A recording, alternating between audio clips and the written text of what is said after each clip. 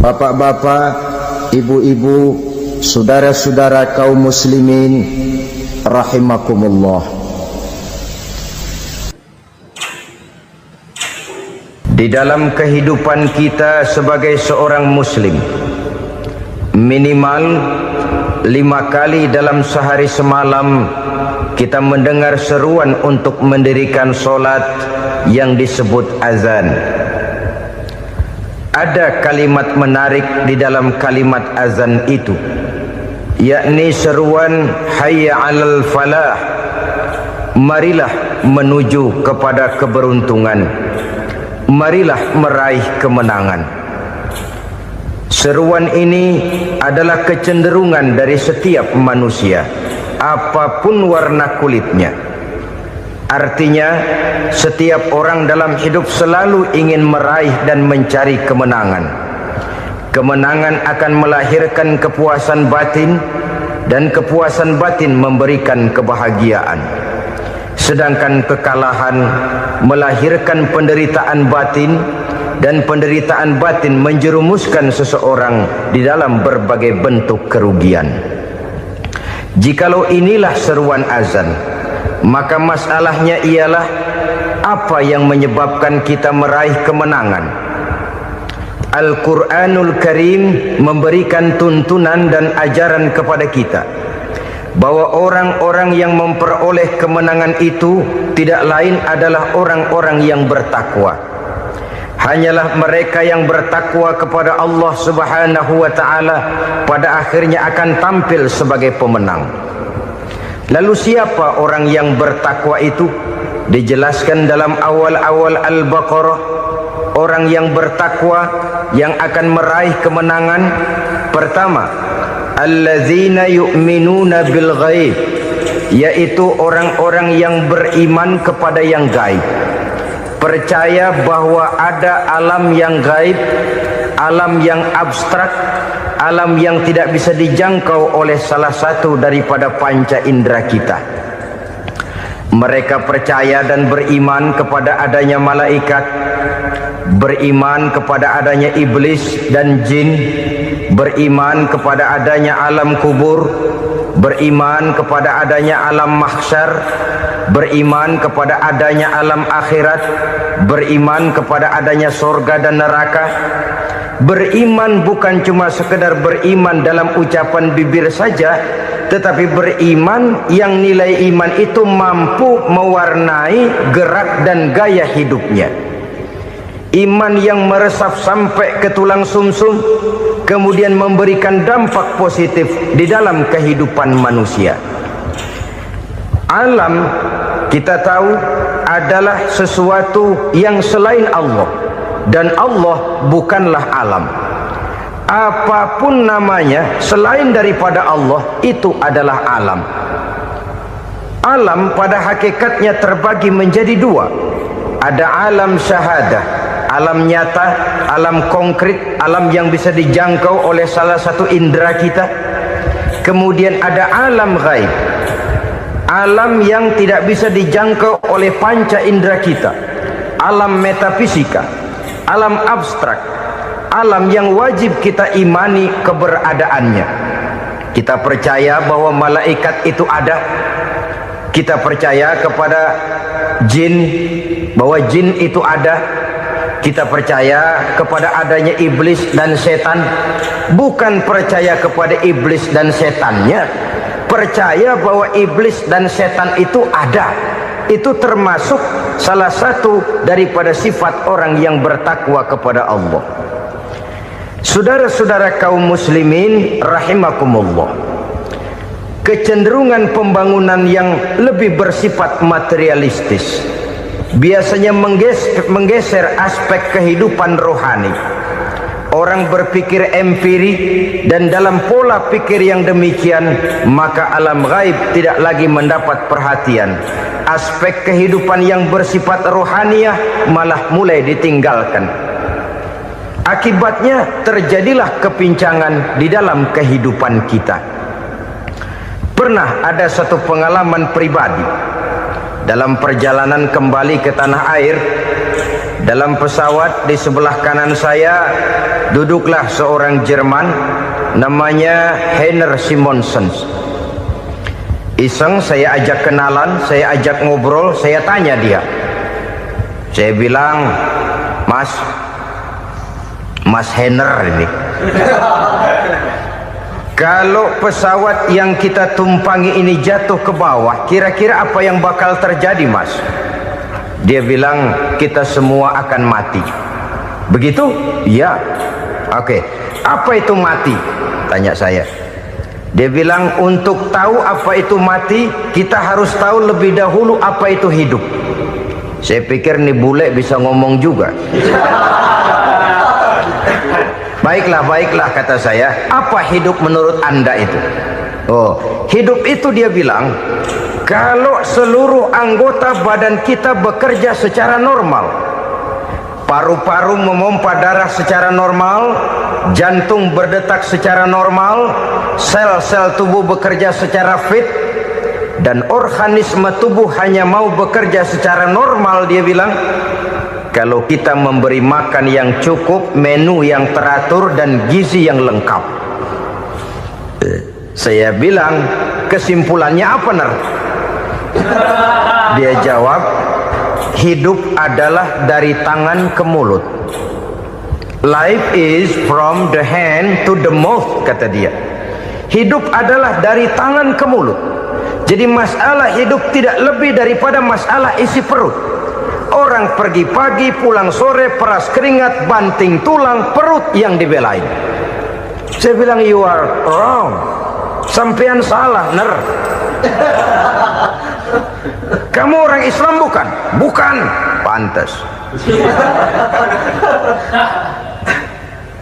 Kenapa saya salah? Dia bilang, ya jelas salah. Salahnya di mana? Kamu ini manusia. Kalau hidup cuma dari tangan ke mulut, saya bilang, kambing di kampung saya juga begitu pikirannya, Ner. Itu kambing di kampung saya, asal perutnya kenyang, sudah hidup dia. Perkara besok bagaimana, lusa prospeknya macam mana, bulan depan ada apa, kambing nggak pernah mikir. Di kampung saya kambing juga pikirannya begitu.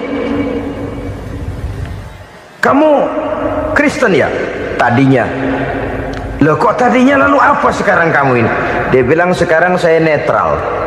Saya tidak beragama, tapi saya percaya kepada Tuhan sebagai pencipta alam.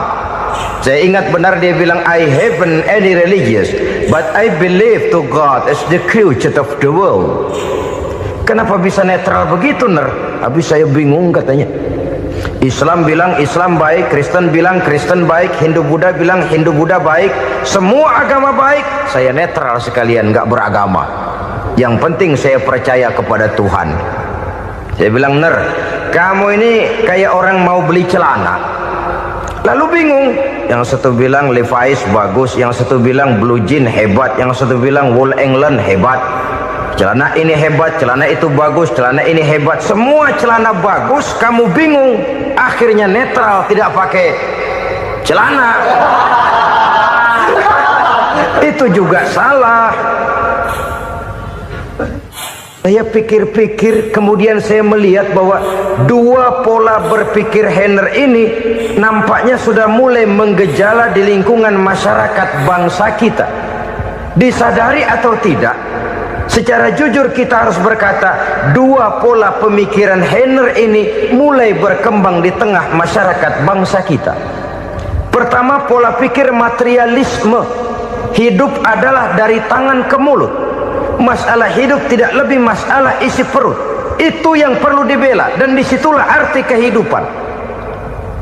Pergi pagi, pulang sore, peras keringat, banting tulang untuk mempertahankan perut. Kalau sudah kemari cara orang berpikir, maka buat apa percaya kepada yang gaib?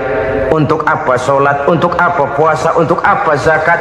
Untuk apa menghadiri majelis taklim? Tanpa kepercayaan kepada yang gaib, hidup berjalan menurut alur empiris dan materialis. Kalau sudah ke sana cara orang berpikir, biasanya orang lalu cenderung menghalalkan segala cara. Hanyalah orang yang percaya bahwa akhirat ada, hanyalah orang yang percaya bahwa alam kubur itu ada, hanyalah orang yang percaya bahwa malaikat itu ada, hidupnya akan lebih terarah dan terkendali. Karena kepercayaan kepada yang gaib, yang merupakan fase daripada kehidupan setelah hidup yang sekarang ini, mewarnai gerak pribadi seseorang di dalam dia melakukan kegiatan hidupnya. Pola berpikir materialisme, disadari atau tidak, mulai menggejala di lingkungan masyarakat bangsa kita.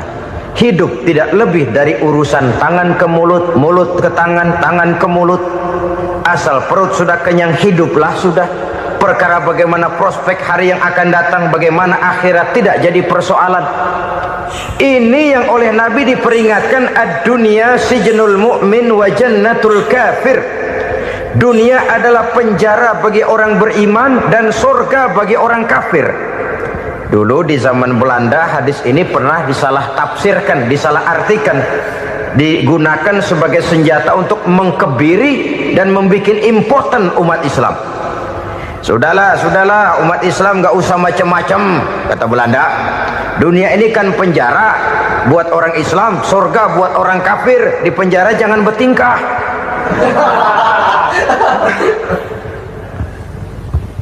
Pengertiannya tidak begitu.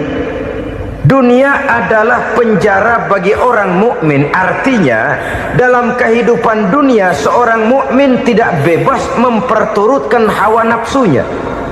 Di penjara hawa nafsunya itu. Sebaliknya surga bagi orang-orang kafir. Buat orang kafir, surgalah dunia ini. Mereka bebas memperturutkan hawa nafsunya, dilarang tidak terlarang, dicegah pun tidak tercegah. Mereka hidup menurut alur bisikan nafsu mereka sendiri. Kemudian bila ajal datang, maut merenggut nyawa, selesailah surganya sampai di situ. Maka bagi orang-orang yang tidak percaya kepada adanya akhirat, kepada adanya alam gaib, surganya sebatas umurnya. Sekali lagi, surganya sebatas umurnya. Bila umur selesai, ajal pun datang merenggut nyawa, selesailah sudah surganya sampai di situ. Alangkah pendeknya perjalanan orang-orang yang tidak percaya kepada alam gaib ini. Bagi kita mukmin, jikalau kita mampu memenjarakan hawa nafsu, kita bisa bahagia di dunia ini. Dan Islam memang tidak menyuruh kita sengsara di dunia. Raih dunia, kejar dunia, gapai dunia sebagai alat untuk mencapai kebahagiaan di akhirat nanti. Hidup adalah satu perjalanan panjang yang terbentang sejak kita terlahir dari alam rahim sampai kepada alam akhirat nanti. Andai kata kita gagal meraih kebahagiaan di dunia, toh kita masih punya akhirat. Tapi jangan jadi dalil yang melemahkan semangat. Biarin dah kita di dunia kebelangsak, yang penting akhirat. Akhirnya dunia benar-benar kebelangsak. Bagaimana dunia ini bisa kita raih, dan bagaimana meraih dunia untuk menunjang kepentingan akhirat nanti. Yang kedua, dari pikiran Heiner yang saya lihat menggejala di lingkungan masyarakat bangsa kita, timbulnya manusia-manusia netral. Seolah-olah Tuhan yes, agama no. Sama Tuhan percaya, agama ogah. Tuhan ngangguk, giliran agama godeng. Padahal hampir dalam setiap ayat dalam Quran, kata-kata amanu biasanya bergandeng dengan wa amilus sholihat. Iman dan amal soleh. Ini sebagai isyarat Tuhan dan agama jangan pernah dipisah-pisah. Apabila kita bertuhan, maka kita harus beragama. Apabila kita beragama, maka agama itu harus bersumberkan dari Tuhan yang kita imani itu. Tidak mungkin kita pisah, Tuhan yes, agama no. Sama Tuhan percaya tapi agama bikin sendiri. Sembayangnya cukup bengong 2 jam madep ngulon.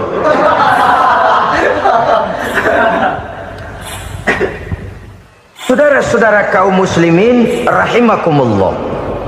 Jadi dengan demikian, agama yang kita akui merupakan unsur mutlak di dalam pembangunan sekarang ini, merupakan bagian dari kehidupan yang menuntun kita bahwa di balik alam nyata ini, di balik alam syahadah ini ada alam gaib. Dan mudabbir, murabbi, yang mengatur, yang menguasai, yang memelihara, baik dia alam nyata, baik dia alam gaib, tidak lain adalah Allah Subhanahu wa ta'ala. Di sana ada satu super power, satu maha kekuatan yang kita perlu bersandar kepadanya. Sebagai makhluk nyata yang hidup di alam nyata, berbuatlah secara nyata sebagaimana harusnya kita berbuat. Karena Islam jelas bukan agamanya orang pemalas.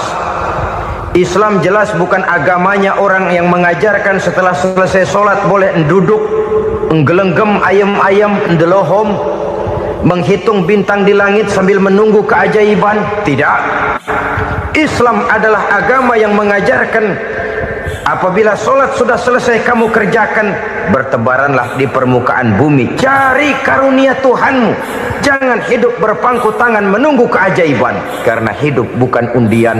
Jangan berharap untung besar tanpa mau peras keringat.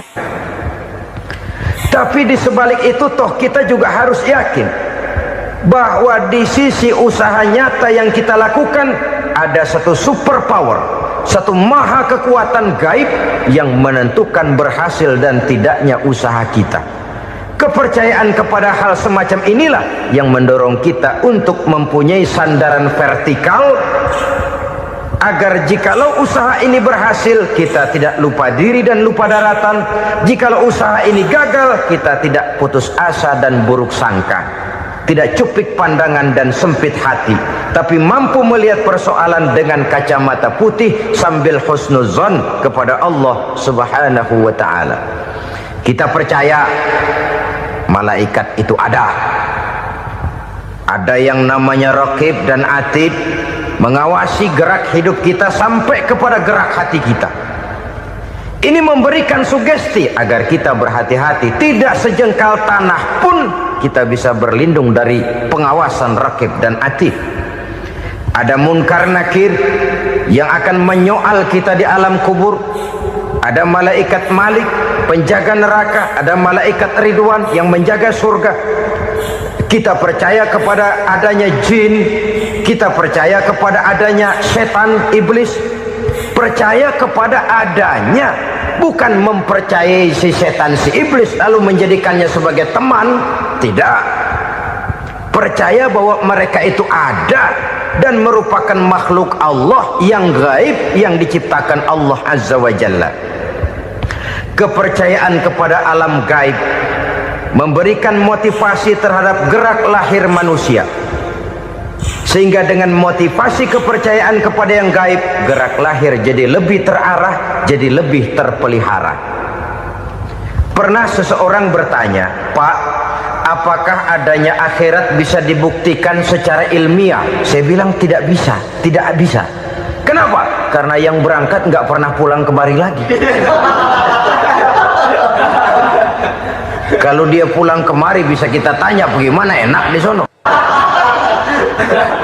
Cuma secara moral saya katakan, lebih beruntung orang yang percaya kepada akhirat daripada yang tidak.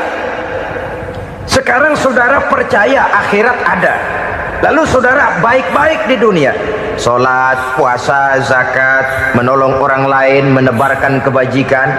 Saudara mati, andai kata akhirat tidak ada, toh dalam hidup saudara sudah berbuat baik, paling tidak nama saudara akan dikenang sebagai orang baik. Sebaliknya, saudara percaya, kata saya, bahwa akhirat tidak ada, lalu hidup semau-maunya, tenggelam dalam maksiat dan munkarat, menentang Allah, tidak mau ruku dan sujud, lalu saudara mati, kemudian akhirat ada, ayo mau apa? Bekal tidak punya. Jadi secara moral lebih beruntung orang yang percaya kepada adanya akhirat daripada yang tidak percaya. Dan itu alam gaib yang tidak bisa dibuktikan secara eksat. Jangankan untuk membuktikan seperti itu, dalam kehidupan sehari-hari saja yang kita rasakan tidak selalu berbentuk toh. Angin, bagaimana sih bentuknya angin? Kita tidak tahu. Merah, buktinya kalau dikerok merah. Yang merah itu kulit, yang kulit kita bukan anginnya. Sakit, rasa sakit itu ada, tapi bagaimana bentuk sakit kita nggak pernah tahu. Kalau kita makan cabai pedas, bagaimana bentuk pedas itu tidak ada, tapi rasa ada. Bentuk pedas hijau, cabenya bukan pedasnya. Tidak semua yang kita rasakan bisa kita gambarkan dalam bentuk yang konkret. Oleh karena itu, sekali lagi bahwa kepercayaan kepada alam yang gaib mampu memberikan satu sugesti yang menata kehidupan seseorang lebih lurus, lebih terarah, dan lebih terkendali. Maka wajar kalau kepercayaan kepada yang gaib mengantarkan seseorang untuk meraih kemenangan. Kenapa? Dia percaya kepada yang gaib, bahwa akhirat ada, bahwa alam kubur ada, bahwa pertanggungan jawab itu ada. Maka dia lalu tidak hidup saenae udele dewe, itu loh. Tidak hidup menurut seleranya sendiri, terarah, teratur. Ini cirinya yang pertama. Orang bertakwa yang akan meraih kemenangan, mereka beriman, mereka percaya kepada yang gaib. Bahkan hal-hal konkret saja selalu berangkat dari yang gaib. Saudara-saudara, para remaja, para pemuda sekarang ini tidak pernah tahu toh siapa yang akan jadi teman hidup saudara. Kita bisa saja ngerancang, mentargetkan, tapi toh akhirnya yang namanya jodoh bukan kekuasaan kita. Rezeki di luar kemampuan kita. Begitu juga ajal, maut, jodoh, ajal adalah contoh-contoh konkret bahwa pada akhirnya yang gaib lah yang menentukan. Bertahun-tahun ngelancong, emang jodoh seret, nggak jadi.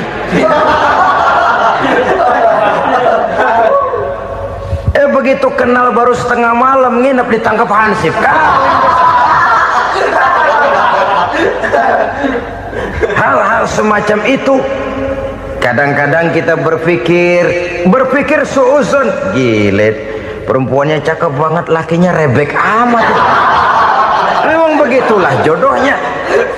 Memang begitulah jodohnya.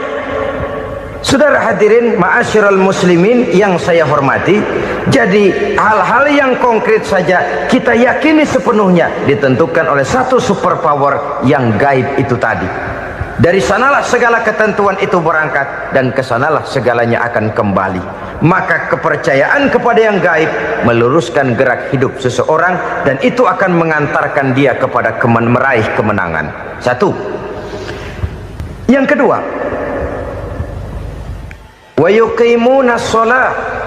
Orang bertakwa yang akan meraih kemenangan itu adalah orang-orang yang mendirikan sholat. Kenapa sholat mengantarkan orang untuk meraih kemenangan? Yang jelas, inna sholata tanha anil fahsya'i wal munkar. Sholat mampu mencegah manusia dari perbuatan keji dan munkar. Banyak filsafat hidup yang terkandung di dalam sholat ini. Sejak kita wudhu sampai kita menghadap ke arah kiblat, sampai kita melakukan gerak-gerak sholat, bacaan-bacaan yang ada di dalam sholat, lalu sampai kepada mengucapkan salam. Banyak filsafat hidup yang terkandung di dalam sholat. Umpamanya saja, setelah takbiratul ihram, mulai kita dengan sholat dalam posisi berdiri. Diajarkan dalam kitab-kitab fikih agar kita melihat ke arah tempat sujud. Ini kan filsafat kehidupan. Kalau kamu sholat dalam posisi berdiri, lihat tempat sujud. Jangan sholat mata jelalatan, sebab nanti bisa mengurangi kekhusyuan. Jadi wajar kalau yang dikatakan bahwa yang paling afdol adalah shaf yang di depan. Kenapa? Secara harfiah pengertiannya akan lebih mengundang kekhusyuan. Kenapa? Kalau kita di shaf paling depan di masjid umpamanya paling banter, kita lihat tembok. Tapi kalau kita shaf di tengah atau di belakang, orang-orang di depan kita pun akan kelihatan. Yang bajunya loreng, yang bajunya genggang, yang bajunya macam-macam. Kita lihat, kadang-kadang kita pikirin, ada yang bajunya bolong. Kita sholat tapi dalam hati, nih orang bajunya robek, yang nggak tahu apa. Ada saja hal-hal yang mengusik kekhusyuan kita. Oleh sebab itu diajarkan dalam posisi berdiri, lihat, arahkan pandangan matamu kepada tempat sujud. Ini kan filsafat kehidupan. Maksudnya apa? Kalau lagi diri lihat dong tempat sujud. Kalau udah di atas ingat dong sama yang bawah. Kalau sudah tinggi ingat dong dari mana kamu berangkat. Kalau sudah berkuasa bantu dong yang lemah. Kalau sudah kaya santuni dong yang miskin. Kalau sudah alim bimbing dong yang awam. Ini filsafat kehidupan. Dalam posisi berdiri kau lihat tempat sujud. Ini akan melahirkan kepekaan sosial di mana seseorang mau tahu kepada orang lainnya. Bagaimanapun kaya kita, tinggi pangkat dan jabatan kita, jikalau hidup hanya untuk kepentingan perut sendiri saja, rasanya belum membawa manfaat di dalam kehidupan kita. Tapi efek yang tertinggi sesungguhnya, solat mencegah manusia dari perbuatan keji dan munkar. Perbuatan keji dan munkar walaupun kelihatannya mendatangkan uang, membawa keuntungan, tapi itu keuntungan semu, keuntungan sementara. Dengan menipu orang lain kita bisa dapat untung, tapi tidak membawa berkah, dan itu adalah kerugian besar dalam kehidupan kita.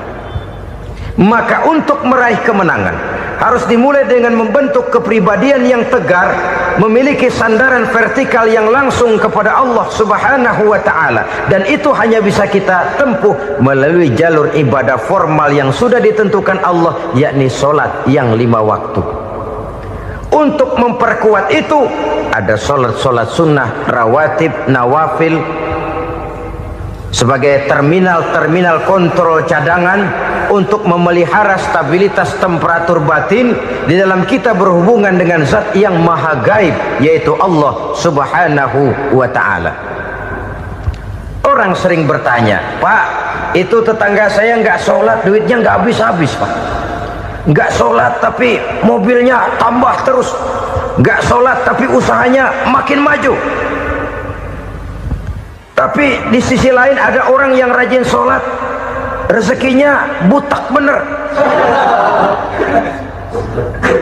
Anaknya mana kurus, mana korengan. Saudara hadirin ma'asyiral muslimin rahimakumullah. Harus saya katakan bahwa sholat memang bukan untuk cari duit. Sholat adalah sandaran vertikal kita kepada Allah. Sedangkan soal rezeki itu berkaitan dengan sifat Allah maha pengasih dan maha penyayang. Allah maha pengasih, siapapun dikasih kalau mau usaha. Allah maha penyayang, tidak semua orang disayang oleh Allah Azza wa Jalla. Dan belum tentu banyak harta itu merupakan nikmat. Mungkin juga istidraj. Artinya istidraj itu dikasih tapi diambulin, kalau bahasa Betawinya itu. Dikasih tapi diambulin, itu bukan merupakan nikmat sesungguhnya, lebih merupakan azab dari Allah Subhanahu wa ta'ala.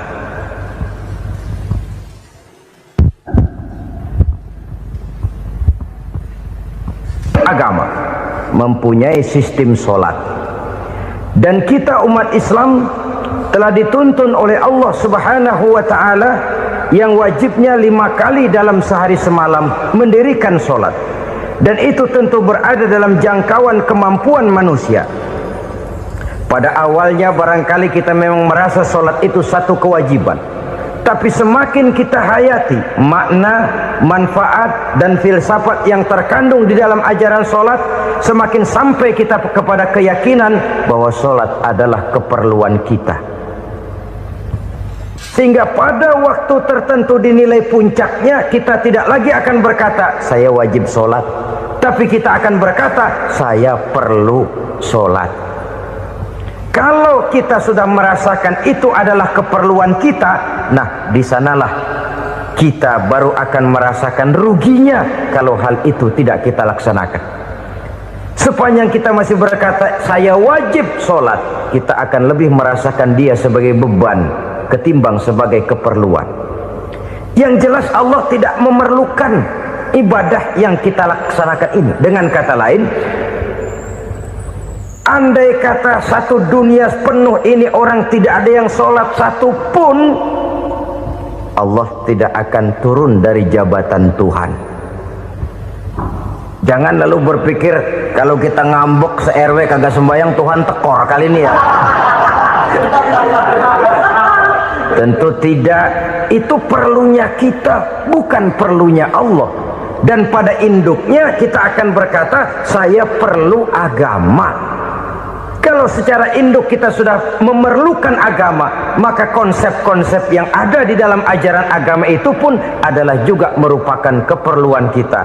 Baik dia bernama sholat, baik dia bernama puasa, baik dia bernama zakat, baik dia bernama haji, seluruhnya adalah keperluan kita. Dan sesuatu yang kita perlukan apabila tidak kita laksanakan akan melahirkan kerugian di dalam kehidupan. Jangan heran kalau kita membaca riwayat perjalanan hidup para salafus soleh, orang-orang soleh. Ada yang tahajud sampai 100 rakaat, ada yang sholat malam kakinya sampai bengkak. Kita sekalinya bengkak biri-biri. Ada yang sholat membaca surah dalam Al-Quran sampai khotam Quran. Kok mau? Mereka sudah merasakan itu keperluan. Itu saja soalnya. Satu saat pun jikalau kita merasa bahwa itu keperluan saya, kita pun akan melaksanakan seperti itu. Keperluan saya dalam kehidupan. Inilah yang kedua. Yang ketiga, orang bertakwa yang akan meraih kemenangan itu, wa mimma razaqnahum yunfikun. Mereka membelanjakan sebagian daripada rezeki yang diberikan Allah kepada mereka. Mereka infakkan di jalan Allah. Ada satu dialog menarik. Satu hari seorang anak muda bertemu dengan seorang kakek-kakek yang sudah dikenalnya baik.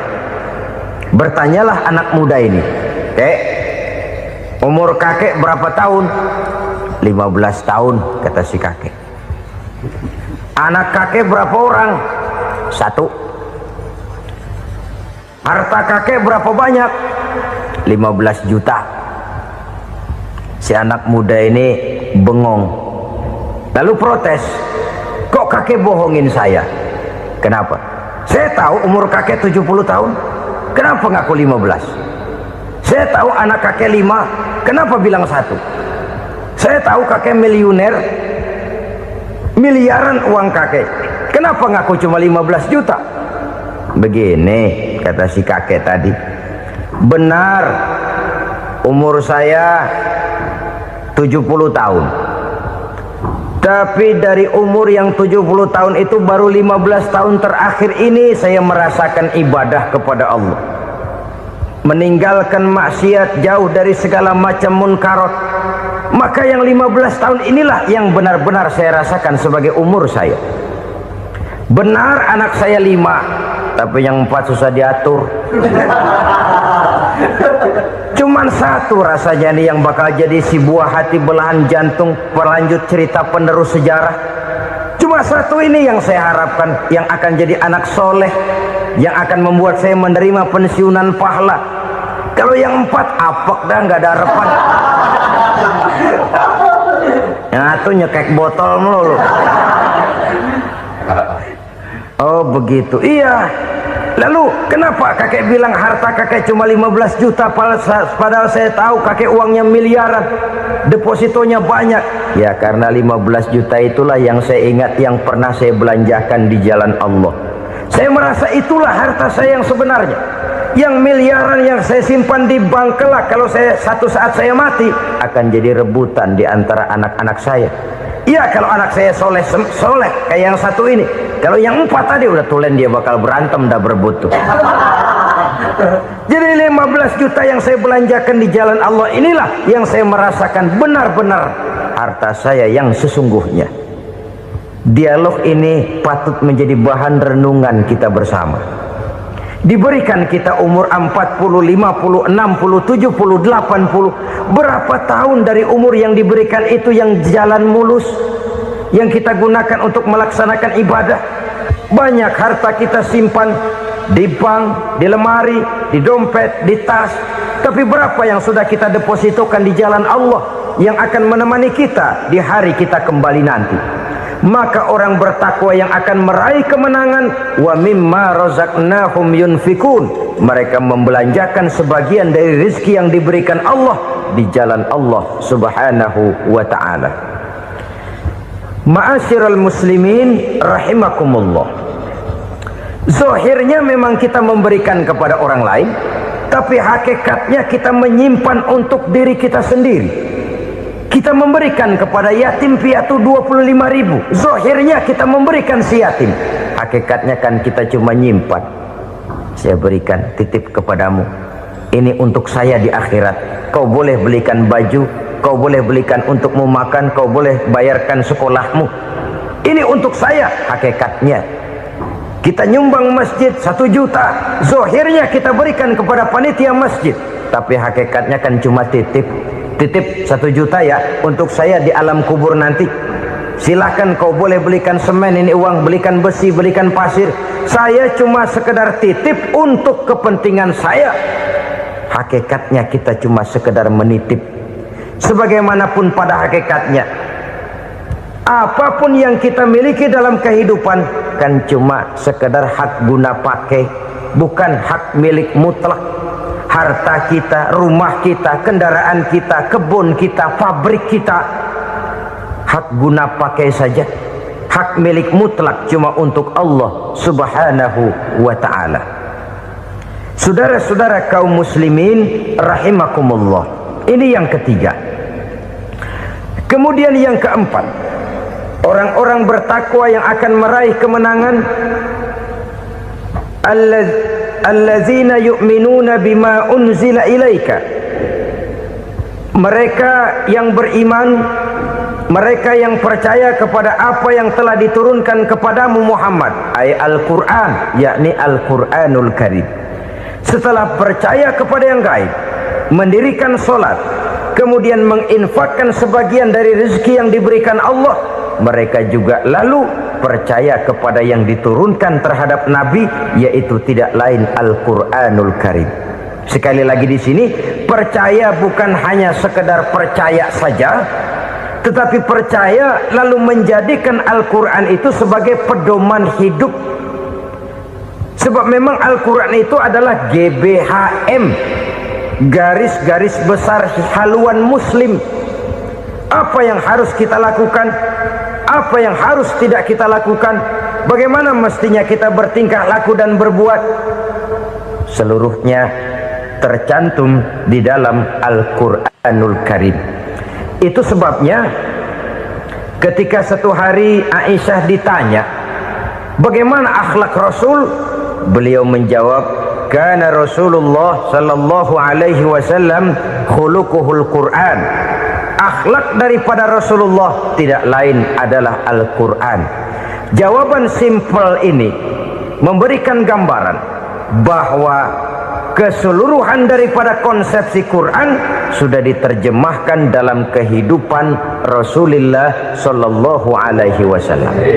Karena kita tahu akhlak adalah keseluruhan dari gerak hidup manusia, sejak ia berpribadi, berumah tangga, bertetangga, bermasyarakat, sampai kepada berbangsa dan bernegara. Al-Quran tetap memberikan sentuhan nilainya.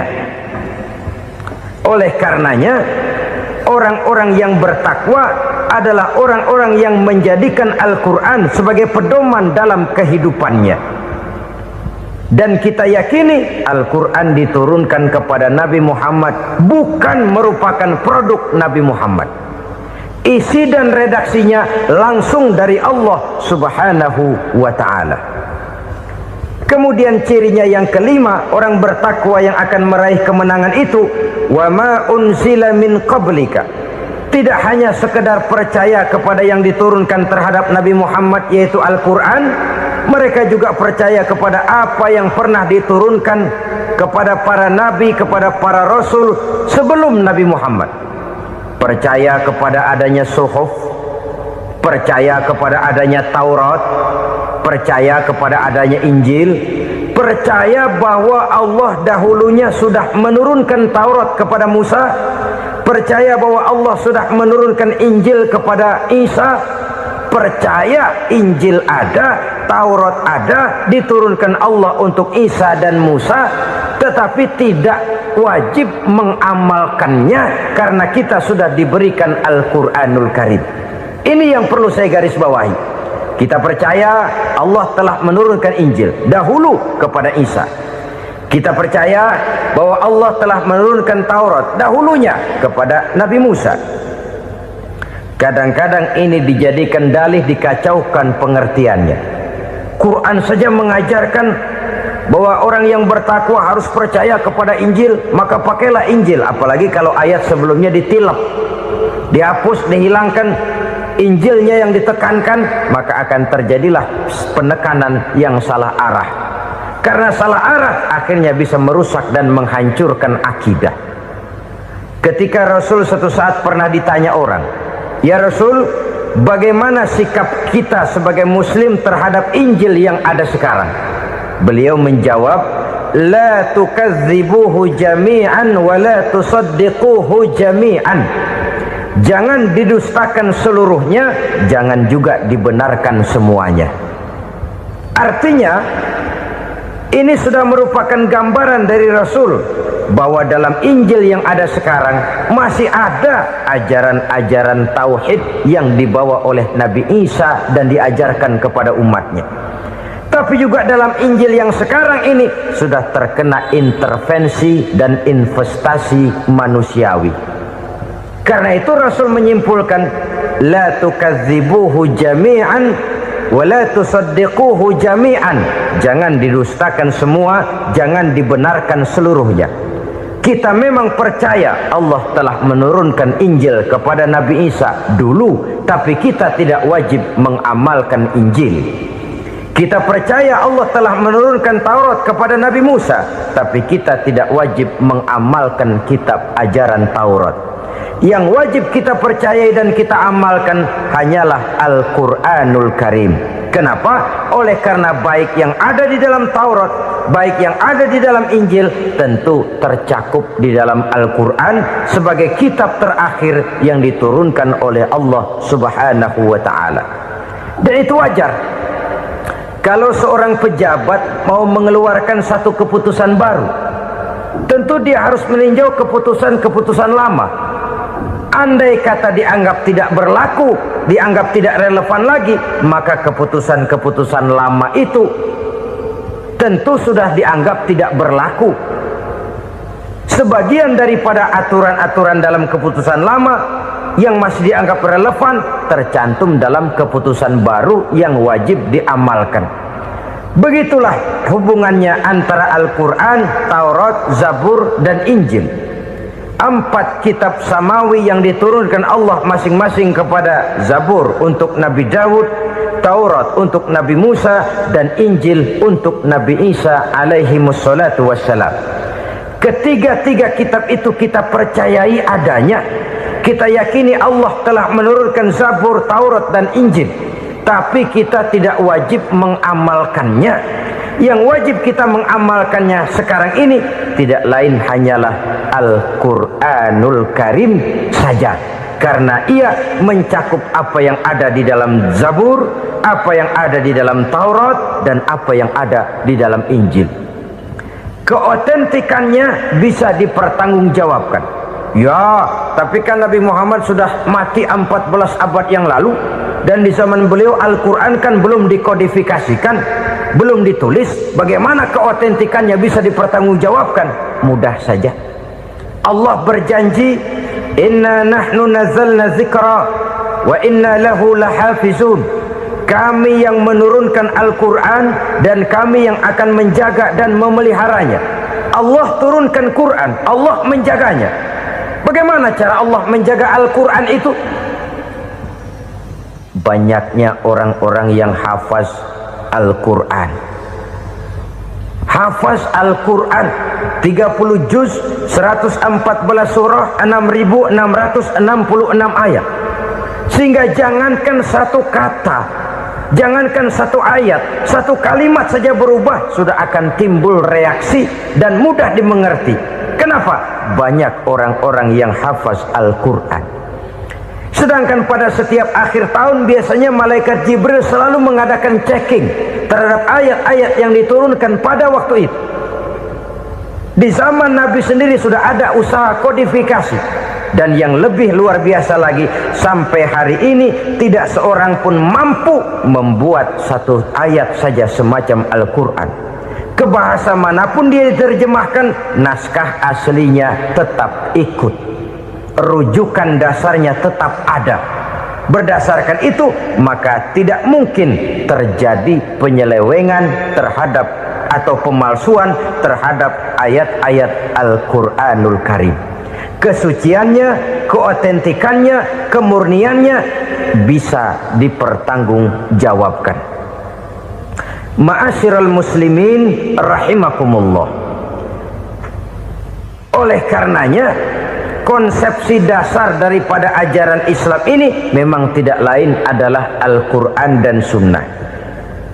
Isi daripada agama Islam yang merupakan iman, Islam dan ihsan, konsepsi dasarnya tidak lain adalah Al-Quran dan Sunnah Rasulullah Sallallahu Alaihi Wasallam. Maka yang kita perlukan sekarang ini adalah terjemahan Al-Quran di dalam kehidupan kita. Dengan demikian, maka gaya kehidupan yang lebih Qurani itulah yang kita dambakan. Kita perlu memang terjemahan Quran dalam bahasa Inggris, dalam bahasa Belanda, dalam bahasa Jepang, tapi yang lebih kita perlukan adalah terjemahan Quran di dalam kehidupan kita. Konsekuen, tidak memanipulasi, ringan sama kita jinjing, berat sama kita pikul. Jangan kalau lempengan ayat Quran tuh kira-kira enak diamalin, keras teriakan kita. Giliran kira-kira ayat Quran itu mukul kepala kita sendiri, diam kita. Itu ciri yang pernah disindir Allah dalam awal-awal Baqarah juga. Ciri beragamanya orang yang munafik. Kullama adha'a lahum masyawfih, kata Allah. Wa iza azlama alaihim qamu. Apabila terang mereka jalan, apabila gelap mereka berhenti. Artinya, kalau kira-kira di Islam nguntungin, rame-rame pada teriak Islam. Tapi ketika diminta untuk berjuang, ketika dituntut untuk berkorban, rame-rame mengundurkan diri. Nasib agama tidak ubahnya seperti daun pisang yang dikait orang di tepi jalan lantaran tak berpayung di ketika hari hujan. Manakala hujan usailah sudah, daun itu pun dicampakkan di tepi jalan, diinjak pula orang nan lalu. Artinya, orang menjadikan agama cuma sebagai lipstick, decoration only, tidak konsekuen. Hanya pada saat-saat kelihatannya Islam membawa keuntungan, rame-rame orang teriak-teriak tentang Islam. Tapi jikalau diminta berjuang, jikalau dituntut untuk berkorban, biasanya rame-rame juga mengundurkan diri. Jangan heran kalau mayoritas hitungan kita, tapi minoritas peranan kita. Kuantitas kita dalam jumlah, tapi dalam kualitas kita lebih sering jadi penonton daripada jadi pemain. Padahal itu sangat tidak boleh terjadi. Umat Islam di Indonesia harus bangkit. Umat Islam di Indonesia harus sadar akan keberadaannya. Tidak boleh hanya jadi penonton berpangku tangan, karena memang agama kita juga mengajarkan untuk konsekuen di dalam menjabarkan ajaran-ajaran daripada agama kita. Kita sering jatuh menjadi umat yang lemah oleh karena kita ini tidak pandai menggalang kebersamaan yang diakibatkan tidak konsekuennya kita. Diistilahkan bahwa umat Islam di dalam menggalang kebersamaannya itu harus seperti orang main sepak bola. Saudara-saudara kan tahu orang main sepak bola itu. Orang main sepak bola, kalau pertandingan belum dimulai sih silakan saja kumpul di luar lapangan, atur strategi yang baik. Tapi kalau pertandingan sudah dimulai, turun ke lapangan hijau, jangan kumpul terus. Ada sepak bola gotong royong, mundur-mundur rame-rame, depan ke depan kumpul melulu mainnya. Kalah. Orang main sepak bola itu ya harus ada penyerang tengah, harus ada penjaga gawang, harus ada strikernya, harus ada kiri luarnya, kanan dalamnya yang jadi backnya. Posisi boleh bermacam-macam, tapi yang penting saling ngoper untuk menggolkan gawang lawan. Begitulah umat Islam ini. Boleh ada yang jadi pejabat, boleh ada yang jadi pengusaha, boleh ada yang jadi petani, silakan ada yang jadi seniman, ada yang jadi penyair, ada yang jadi artis sekalipun. Tapi kalau sudah berhasil menguasai bola, jangan lupa operannya. Operan itu yang langka. Kita ini muslim kadang-kadang kalau sudah memegang menguasai bola, kalau belum mau mampus, belum mau ngoper.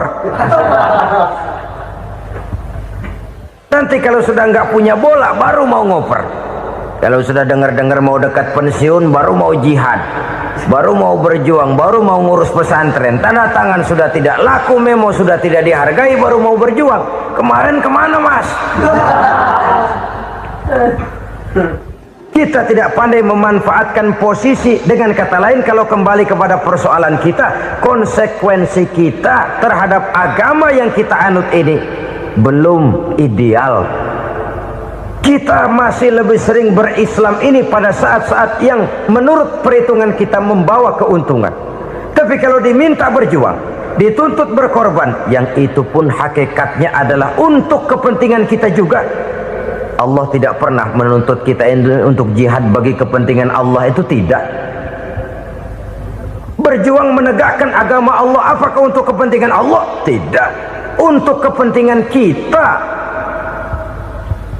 Sebab nilai-nilai jihad itu pada akhirnya akan membawa kita kepada suatu kebahagiaan. Setidaknya kalau tidak di dunia, tentu di akhirat sebagai syahid. Oleh karena itu, pada bagian akhir ini saya ingin mengajak, marilah kita konsekuen. Sekali kita berkitabkan Al-Quranul Karim, mari dia kita jadikan pedoman. Jangan cuma kita jadikan sebagai penghias dinding, pelengkap rumah, bahwa di rumah kita ada Al-Quran, tapi yang baca kecoa. Habis pada bolong tuh Quran. Yang penting kan punya Quran. Ditaruh di pintu rumah. Biar apa? Biar kuntilanak kagak masuk katanya. Ya apa itu nasib Quran, cuma kerjanya jaga pintu, ngusir kuntilanak, ngusir memedi. Bagaimana kita hidup menurut tuntunan Al-Quran? Kadang-kadang tidak pernah menjadi masalah bagi kita. Maka bagaimanakah Al-Quran akan mungkin membawa keberkahan dalam hidup kalau ajarannya kita injak-injak dalam keseharian kita? Mewujudkan gaya hidup yang lebih Qurani, itulah yang akan kita rintis di dalam kehidupan kita, bertahap, step by step, menurut kemampuan yang ada pada kita. Jika jalan ini tidak bisa kita selesaikan, percayalah akan ada generasi penerus yang akan melanjutkan usaha dan cita-cita mulia itu.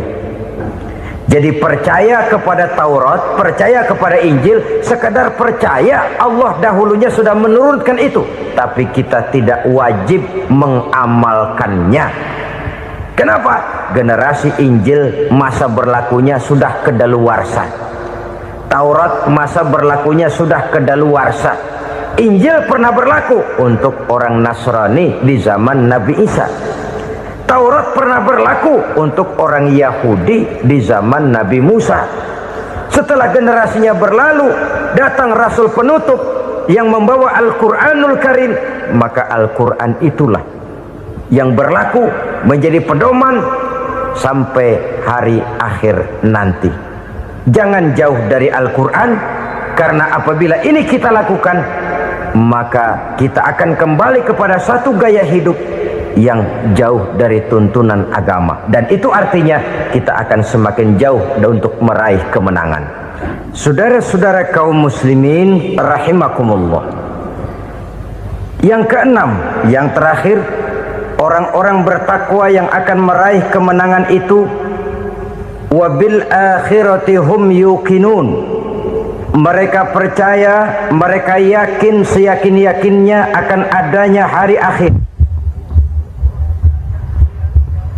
di mana seseorang akan mempertanggungjawabkan seluruh perbuatannya di dalam hidup ini, dan tidak ada satu perbuatan yang bagaimana kecilnya sekalipun yang tersembunyi dalam pandangan manusia yang tidak akan dibukakan persoalannya di mahkamah Qadi Rabbul Jalil di akhirat nanti. Itulah sebabnya maka percaya kepada akhirat disebut secara khusus. Padahal di awal tadi sudah dijelaskan yu'minuna bil ghaib, percaya kepada alam gaib, dan alam gaib ini termasuk akhirat. Kenapa pada bagian akhir disebut lagi akhirat? karena ternyata bahwa kepercayaan kepada adanya akhirat merupakan induk dari kepercayaan terhadap adanya malaikat, setan, jin dan lain sebagainya, dan akan lebih memberikan sugesti dalam kehidupan manusia untuk meluruskan gerak hidupnya. Jikalau satu saat tergerak hati akan berbuat kejahatan, ingin mencuri, sadarlah, awas ada akhirat. Sebab kalau kita cuma teriak awas ada polisi, itu cuma tertunda sementara, begitu polisi meleng embat. Kalau kita ingin berbuat jahat cuma berteriak awas ada hansip, cuma sementara ketika hansip itu ada. Tapi kalau ceritanya awas ada akhirat, mau menyeleweng awas ada akhirat, mau berjudi awas ada akhirat, mau mencuri awas ada akhirat. Keyakinan yang akan meluruskan gerak hidup manusia sehingga gerak itu jadi lebih terarah dan terkontrol, tidak merugikan baik diri sendiri, lebih-lebih orang lain. Ternyata bahwa kepercayaan kepadanya adanya hari akhirat sanggup menjadi sumber daya kontrol dari kehidupan manusia, sehingga ia tidak terjebak dalam perbuatan maksiat dan munkarat. Saudara-saudara kaum muslimin, inilah saja yang kita bicarakan pada pertemuan kali ini. Semoga Allah subhanahu wa ta'ala memberikan kekuatan zahir dan batin kepada kita untuk dapat meraih kemenangan dengan beriman kepada yang gaib, mendirikan solat, membelanjakan sebagian dari rezeki yang diberikan Allah, percaya kepada Al-Quran, beriman kepada kitab-kitab yang diturunkan sebelum Al-Quran, lalu meyakini adanya hari akhirat. Terima kasih.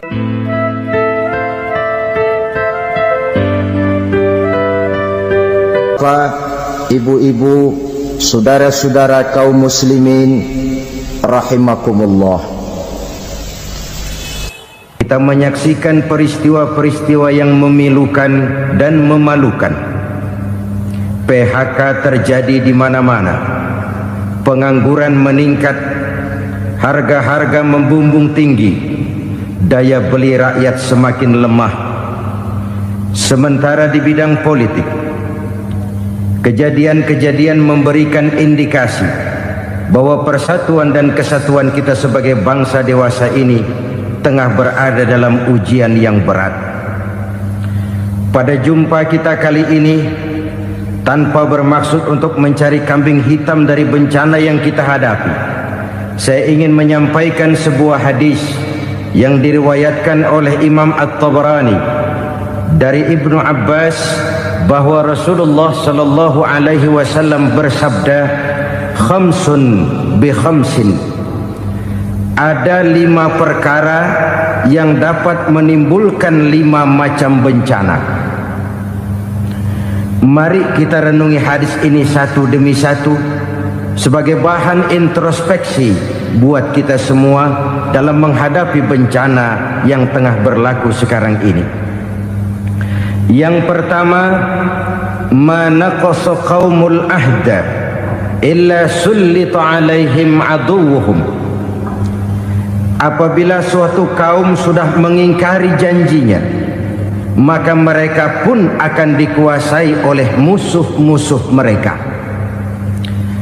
Sederhana saja nampak kalimat dalam hadis ini. Apabila orang sudah mengingkari janji, mereka akan dikuasai oleh musuh-musuh mereka sendiri. Dan musuh kita yang paling utama saat ini adalah kemiskinan dan kebodohan. Kenapa itu terjadi? Karena kita mengingkari janji kita sendiri. Di saat awal-awal berdirinya Orde Baru, kita pernah berjanji untuk melaksanakan Pancasila dan Undang-Undang Dasar 45 secara murni dan konsekuen. Kita berjanji bahwa kita akan menegakkan pemerintah yang bersih dan berwibawa. Itu semua pada permulaannya. Waktu demi waktu berjalan, kita lupa dengan janji yang kita ucapkan itu. Ketuhanan yang Maha Esa kita ucapkan, tapi kesetanan yang luar biasa yang kita lakukan. Kemanusiaan yang adil dan beradab yang kita dengungkan, tetapi kemanusiaan zalim dan biadab yang kita praktekkan. Sederhana saja saudara, hampir setiap pejabat pada posisi-posisi kunci, di awal-awal ia memangku jabatan itu, biasanya ia mengucapkan sumpah dengan lafaz demi Allah, bahwa dalam melaksanakan jabatan ini saya tidak akan menerima hadiah atau pemberian dalam bentuk apapun. Itu pada permulaannya. Lama-lama rupanya hadiah itu asik juga, mulai diterima. Lama-lama dirasa kurang, mulai menagih. Dan akhirnya terjadilah praktek yang disebut suap menyuap, semir menyemir, dan lain sebagainya. Kalau ini sudah menjadi kenyataan, bagaimana kita mau menegakkan pemerintah yang bersih dan berwibawa? Undang-Undang Dasar 45 menyatakan bahwa bumi, air, dan seluruh kekayaan negara dikelola oleh negara bagi sebesar-besar kemakmuran rakyat. Yang terjadi adalah bahwa kita merasa mewakili rakyat untuk menikmati harta dan kekayaan negara, sehingga rakyat banyak tidak bisa ikut menikmatinya. Menumpuklah harta itu sehingga terjadilah pepatah, gunung ditimbun, sumur digali. Yang kaya semakin kaya, yang miskin semakin terpuruk. Kita ingkar dengan janji yang kita ucapkan di awal-awal kita bergerak. Kita ingkar dengan janji pada saat kita mengatakannya dengan menyebut nama Allah, dengan mempertaruhkan nama Tuhan. Sehingga pada akhirnya jabatan pun mengalami tender. Sudah menjadi rahasia umum. Orang mau jadi lurah mesti mengeluarkan uang. Mau jadi camat mesti mengeluarkan uang. Mau jadi wali kota, bupati, bahkan gubernur, itu ada pasarannya. Secara logika, kalau orang memperoleh satu jabatan karena banyak mengeluarkan uang, tentu pada saat ia mengeluarkan uang, ia sudah punya pemikiran, modal pasti pulang, modal pasti kembali. Kalau orang memperoleh suatu jabatan karena banyak mengeluarkan uang, maka langkah pertama yang dia lakukan setelah memangku jabatan itu ialah bagaimana uang bisa kembali, bagaimana modal bisa pulang. Kalau modal sudah pulang, pikiran berikutnya bagaimana supaya dapat untung. Lalu kapan mau bekerja untuk kepentingan rakyat? Itu nomor 18. Kemudian kalau ada proyek-proyek besar, pertanyaannya ialah bukan apakah proyek ini bermanfaat bagi rakyat, apakah proyek ini layak untuk diteruskan, tetapi yang jadi pertanyaan paling utama ialah bagian saya berapa duit dari proyek ini. Kita bisa lihat proyek, mega proyek lahan 1 juta hektar di Kalimantan Tengah, triliunan rupiah, dan proyek itu gagal.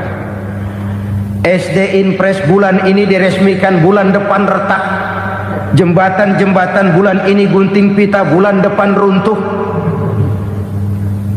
Kita ingkar dengan janji. Kita berkata kita bekerja untuk kepentingan rakyat, tapi kita tidak pernah mengenal rakyat itu. Apabila suatu kaum sudah mulai mengingkari janji, maka mereka akan dikuasai oleh musuh-musuh mereka.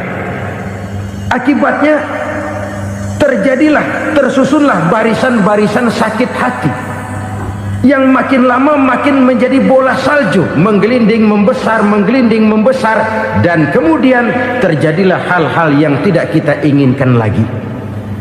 Apabila suatu kaum sudah mengingkari janji, maka mereka akan dikuasai oleh musuh-musuh mereka. Ini penyebab bencana yang pertama. Kita tidak konsekuen.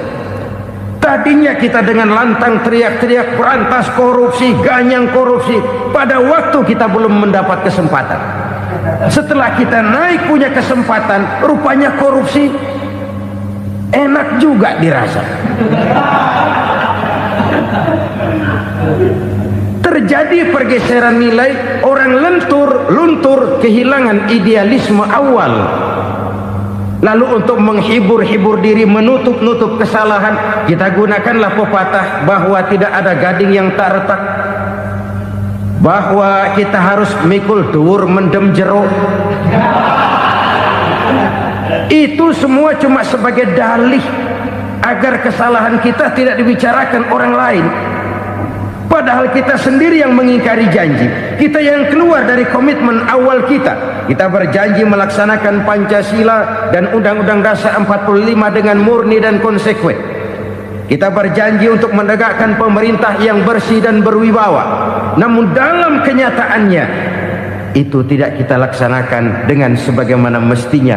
Kita bergeser, kita mengalami proses degradasi, peluncuran nilai, dan akhirnya terbentuklah barisan-barisan sakit hati yang semakin lama semakin membesar itu. Kita harus introspeksi. Memang kalau zaman sedang susah, biasanya kambing hitam laris, tukang kompor gentayangan. Itu dari dulu selalu mencari kambing hitam. Karena itu kita tidak bicara orang, kita tidak bicara siapa yang salah, kita bicara sistem, dan sistem itu bisa mengena siapa saja.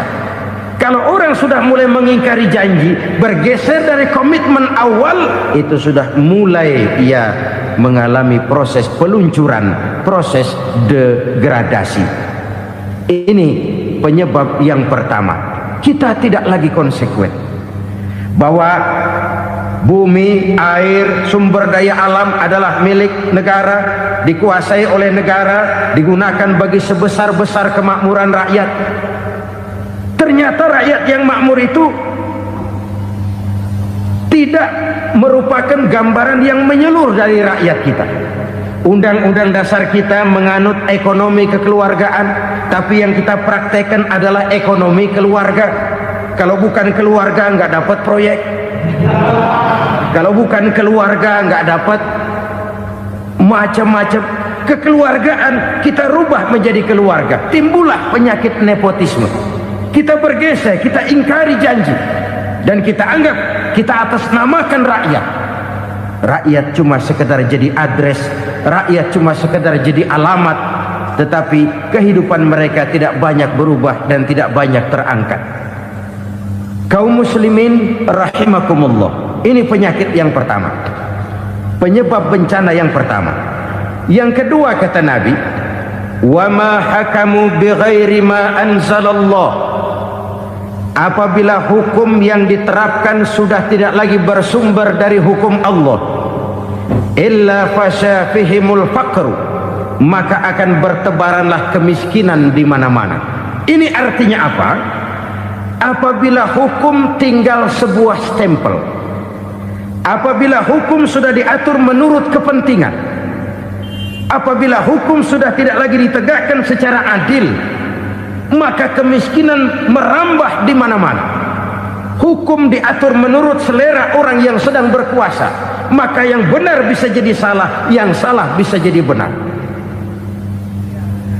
Hukum dalam kenyataan hidup berlaku seperti pisau.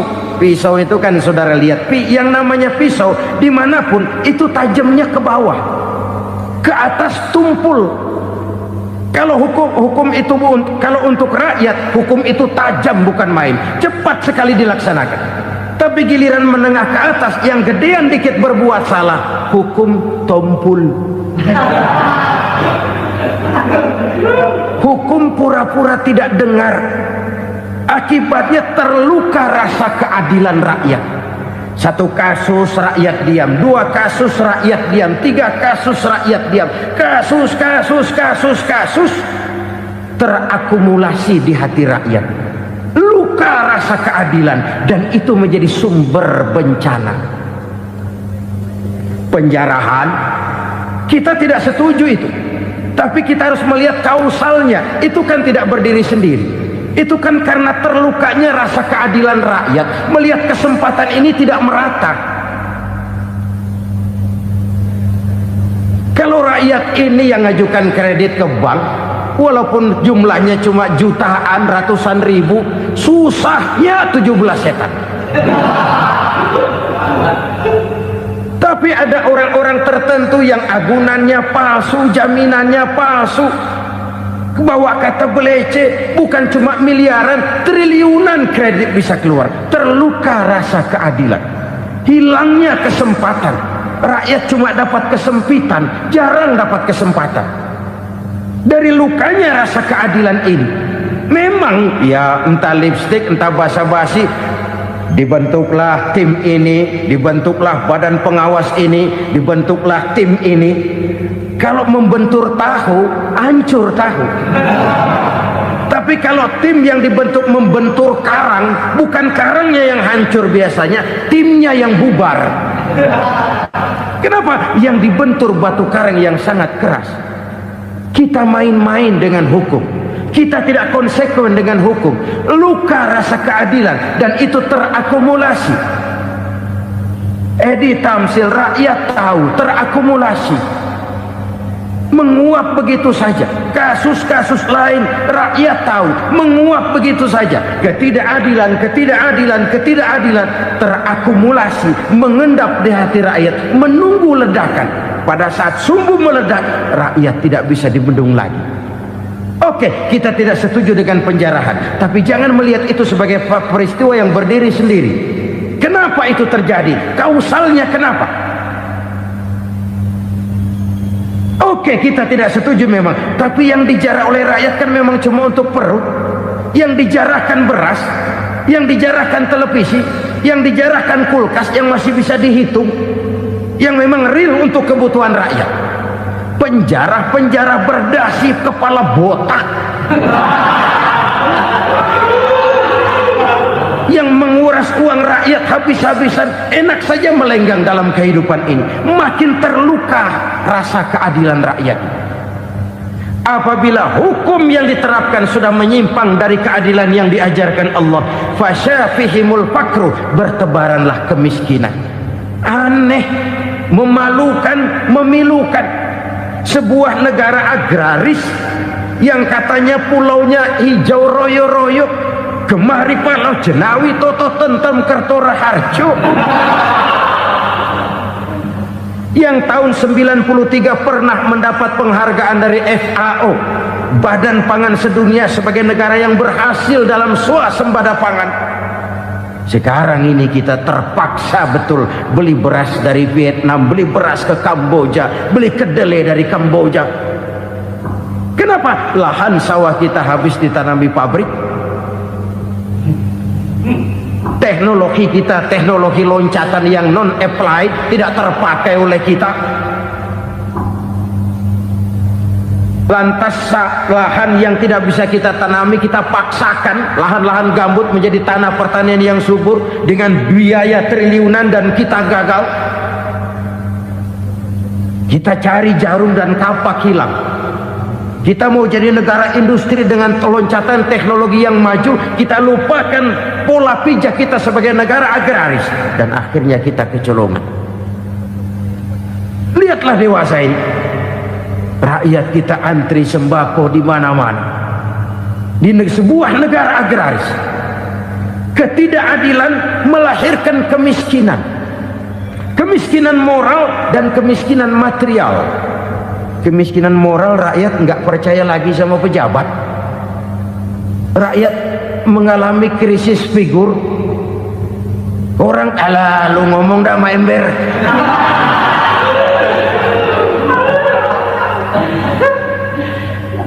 Penataran yang menghabiskan biaya miliaran itu melahirkan pejabat-pejabat korup. Pengawasan yang menghabiskan biaya miliaran itu ternyata impoten, mandul. Kemiskinan moral. Jujur saya berkata, saudara-saudara, setelah pintu reformasi dibuka, itu yang masuk memang macam-macam. Ada yang memang punya tujuan murni, konsekuen dan punya konsep.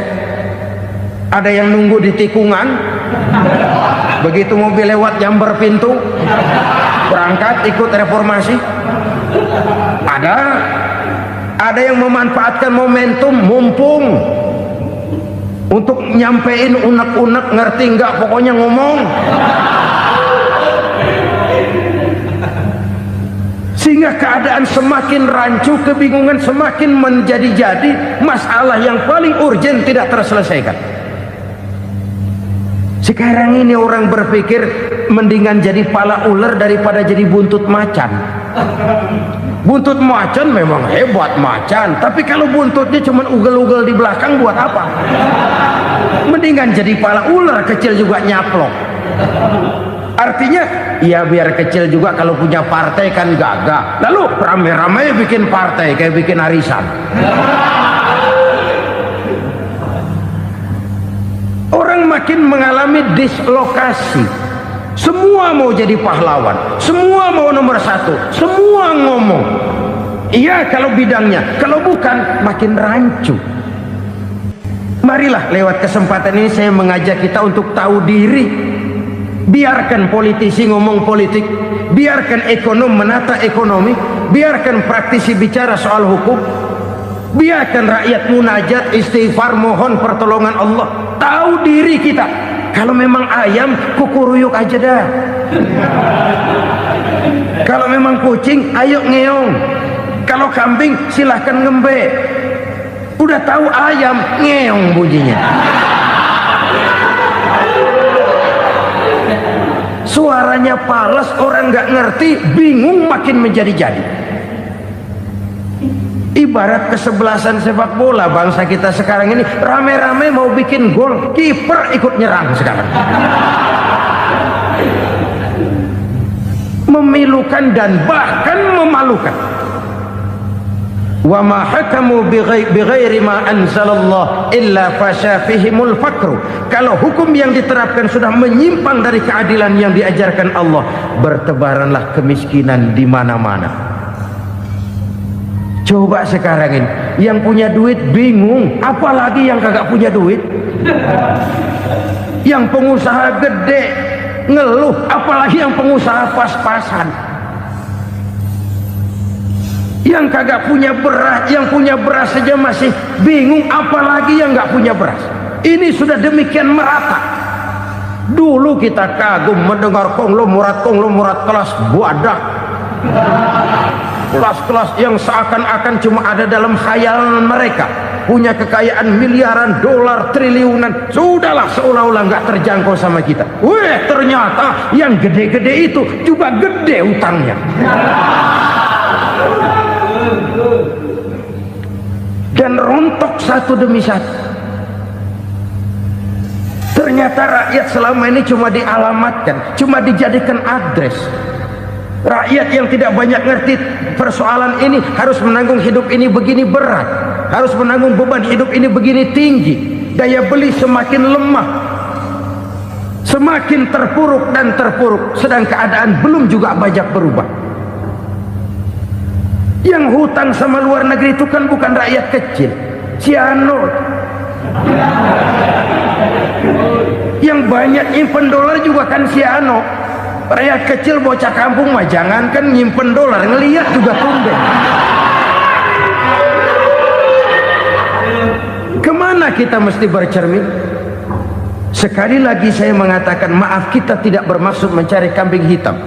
Karena itu kita tidak bicara orang, kita bicara sistem, kita bicara keadaan. Beginilah yang dikatakan Nabi, penyebab timbulnya bencana, hukum yang ditegakkan tidak lagi berorientasi kepada keadilan, tapi berorientasi kepada kepentingan.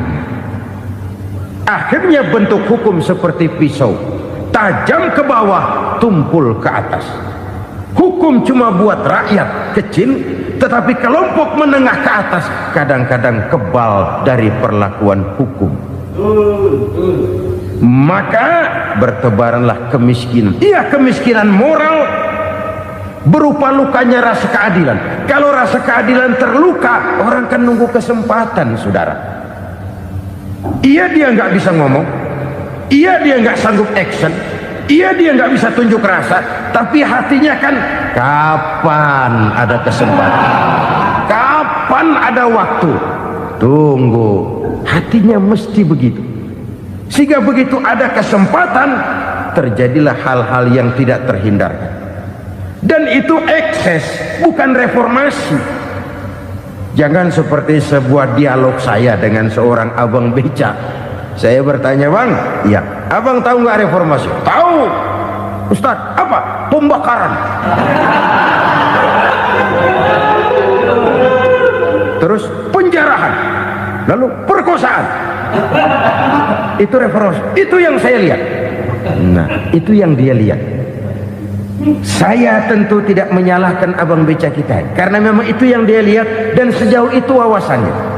Tapi ini indikasi bahwa banyak rakyat kita yang belum bisa menggunakan kebebasan secara bertanggung jawab. Padahal kebebasan tanpa tanggung jawab tirani. Sebuah contoh gampang-gampangan. Saya beli radio, saya setel di kamar saya, lalu saya bilang, ini radio gue, yang beli gue, pakai duit gue setel di kamar gue, sekeras-kerasnya, gak ada urusan sama orang lain. Itu kata saya. Tetapi tetangga saya sebelah rumah kan boleh juga ngomong begitu. Kata tetangga saya, ini mata gue, yang ngantuk gue tidur di kamar gue, kenapa suara radio lu nyampe kemari? Artinya apa ini? Kebebasan saya nyetel radio dibatasi oleh kebebasan tetangga saya yang mau tidur. Tidak ada kebebasan mutlak. Kebebasan mutlak tanpa tanggung jawab kembali akan melahirkan tirani, kembali akan melahirkan pemaksaan kehendak. Dan itu lagi-lagi bukan demokrasi. Saudara-saudara kaum muslimin rahimakumullah,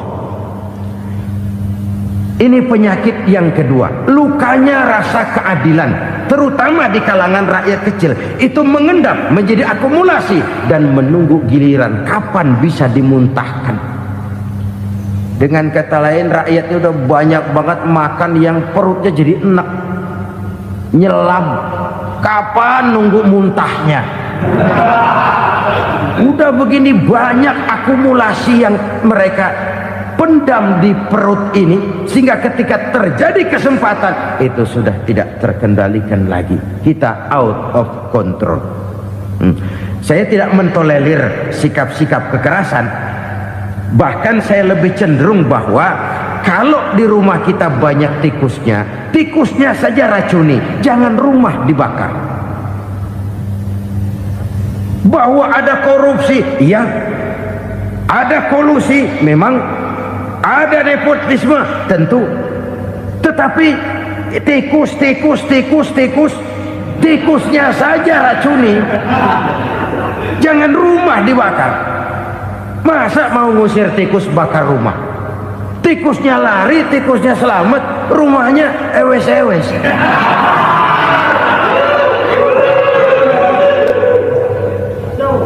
Tikus selamat, rumah nggak punya, masalah nggak terselesaikan dengan sebagaimana yang kita harapkan. Kita sepakat ini negara hukum, dan di hadapan hukum semua manusia itu sama. Itu prinsip yang diajarkan Allah. Al-musawat bainan nas fi takalifil ahkam. Semua manusia sama dalam berhadapan dekat dengan hukum Allah Subhanahu wa ta'ala. Kalau hukum sudah pandang bulu, itu jelas yang enak yang banyak bulunya. Siapa yang banyak bulunya? Monyet. Kalau hukum pandang bulu, monyet keenakan. Saudara-saudara kaum muslimin rahimakumullah, introspeksi. Mari kita bercermin bagaimana perjalanan hukum selama ini.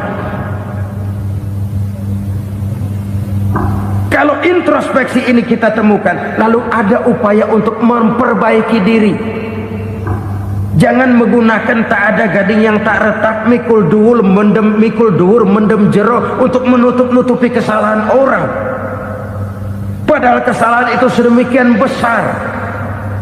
Padahal rakyat kita tiap hari antri sembako. Ada yang sehari sekali makan, ada yang makan sudah bercampur tiwul, ada yang nasi sudah dicampur pisang, balik jadi orok lagi. Macam-macam upaya rakyat untuk menangsal perut ini. Lalu rakyat ditenang-tenangkan, lebih baik puasa Senin Kemis sambil menghadapi krisis ekonomi. Kenapa rakyat yang disuruh puasa? Kenapa bukan pejabatnya yang puasa lebih dulu untuk kemakmuran rakyat? Kalau rakyat yang memang perutnya udah gepeng disuruh puasa, makin krempeng perutnya. Artinya pejabat harus punya sense of politik. Ya, tidak, puasa itu kan tidak cuma Senin Kemis saja puasa itu. Puasa perasaan, puasa menghargai perasaan yang sedang kondisi yang sedang dihadapi oleh rakyat. Bagaimana rakyat yang tengah antri sembako melihat pejabatnya lewat dengan mobil yang harganya sampai 1 miliar. Oh, inilah pemimpin saya. Luka lagi rasa keadilannya. Kita tidak tenggang rasa. Puasa dalam artian itu pun akan menolong menegakkan semangat kebersamaan, membentuk semangat kebersamaan. Saudara-saudara kaum muslimin rahimakumullah, penyebab bencana yang ketiga dikatakan oleh baginda Nabi, wala dhaharat fihimul fahishatu illa fasha fihimul maut. Apabila kekejian telah merajalela, maka maut bertebaran di mana-mana. Kita renungi butir kalimat dalam hadis ini. Apabila kekejian telah merajalela, maut bertebaran di mana-mana. Begitu murah arti sebuah kehidupan. Penjarahan untuk hal-hal yang kecil tapi sampai mengorbankan nyawa. Apabila kekejian sudah terjadi di mana-mana, maut pun bertebaran. Maut dalam arti berpisah ruh dengan jasad, tapi juga maut dalam arti orang bisa mati karirnya, orang bisa mati usahanya, orang bisa mati kesempatannya karena perbuatan-perbuatan keji yang selama ini tidak terbendung. Lahirlah teori mafia. Siapa yang kuat dia yang berkuasa, siapa yang lemah dia menjadi mangsa. Proyek-proyek besar yang menang tender itu ya dari itu ke itu saja. Yang pengusaha-pengusaha tidak punya koleksi, koneksi, tidak bisa bayar komisi, dapat proyek tetelan. Ada dagingnya, dikit namanya juga tetelan. Dagingnya sudah habis disantap oleh meja. Sekian puluh meja dilalui, sekian puluh amplop dikeluarkan. Sehingga yang akhirnya ya tinggal tetelan itu tadi. Maka kualitas pekerjaan pun sudah bukan lagi jadi masalah. Demikianlah mafia-mafia ini bermunculan di mana-mana. Di pengadilan terkenallah mafia pengadilan. Hukum bisa dibeli, hukum bisa dipesan menurut kebutuhan sponsor. Mafia peradilan, mafia politik, mafia ekonomi, bahkan mafia agama yang menggunakan agama sebagai kedok, menggunakan agama sebagai dalih, menggunakan agama sebagai topeng untuk melancarkan maksud-maksud politiknya pun tidak tertutup kemungkinan. Apabila kekejian telah merajalela, maut bertebaran di mana-mana. Korupsi, kolusi, nepotisme itu bagian dari kekejian. Kita selama ini kalau mendengar maksiat, itu yang terbayang cuma judi, mabuk, zina. Iya, itu maksiat. Tapi korupsi, kolusi, nepotisme itu juga maksiat dalam bentuk lain. Kalau ini sudah bertebaran, maka maut terjadi di mana-mana. Jangan bayangkan cuma mati orangnya, itu sih kewajiban. Yang menyakitkan itu orangnya masih hidup tapi dibikin mati, karirnya mati. Kenapa? Karena yang diperlukan bukan cuma orang pinter tapi orang taat. Biar pinter, kalau nggak taat minggir. Biar bodoh, kalau taat bisa nyenangin atasan, bisa nyemir, nyemur. Kumaha juragan wae aya nama. Itu yang kadang-kadang dapat penghargaan. Tidak ada prestasi kerja kecuali bikin senang orang di atas. Kita lihat di desa-desa jalan rusak. Kalau ada berita pejabat anak mau turun, jalan rata sekali. Sampai tanah dari mana aja dikeruk buat ngeratain tuh jalan. Pejabat pulang legok lagi jalanan. Katanya kita kerja buat rakyat, nyatanya kita cuma melayani atasan. Kenapa? Terjadi lingkaran setan. Seperti kata lagu Dul Sumbang itu. Mahasiswa takut sama dosen, dosen takut sama dekan, dekan takut sama rektor, rektor takut sama menteri, menteri takut sama presiden, presiden takut sama mahasiswa. Lah muter balik lagi. Lingkaran setan. Lingkaran setan. Saudara-saudara kaum muslimin rahimakumullah, kekejian yang merajalela, praktek-praktek mafia yang tertuang dalam kehidupan sehari-hari menyebabkan orang mati karirnya, jasad masih hidup, karir mati, itu menyakitkan. Mati bisnisnya. Rakyat kecil pernah senang ketika cengkeh booming, harganya bagus, rakyat banyak yang pergi haji.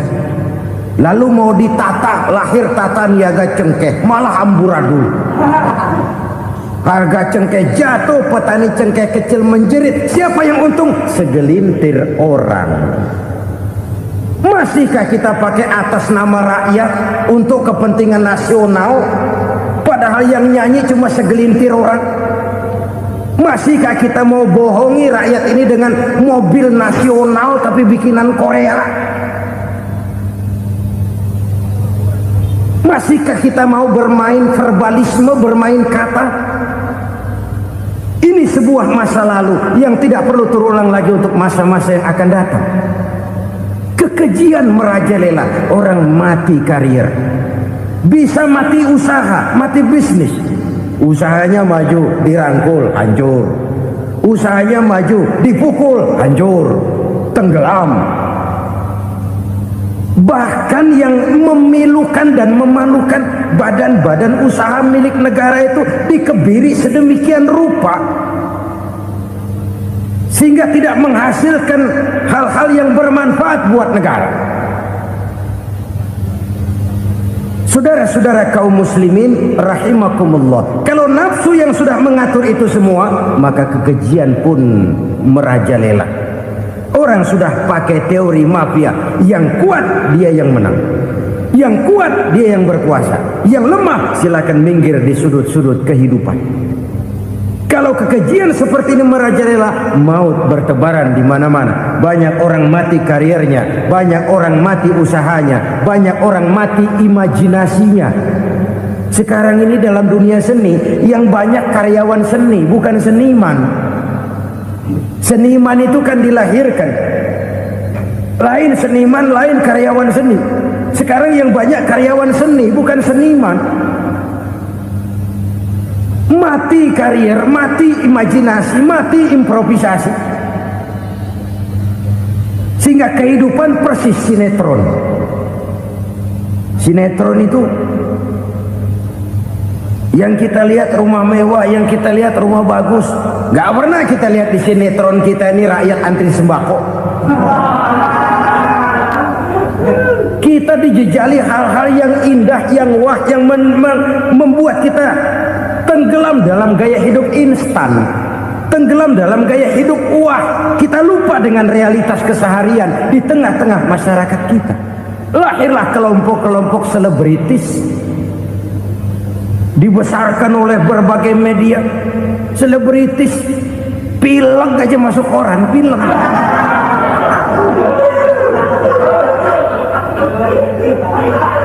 Rakyat yang pingsan antri beras nggak masuk koran. Rakyat yang semaput antri minyak nggak masuk koran. Selebritis panok masuk koran.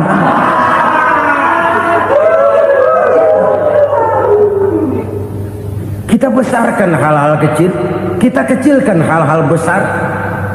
Kenapa? Kita mengejar oplah, kita profit oriented, tidak lagi berorientasi kepada realitas hidup yang kita hadapi ini. Kalau kekejian sudah merajalela, kata Nabi, maka maut bertebaran di mana-mana.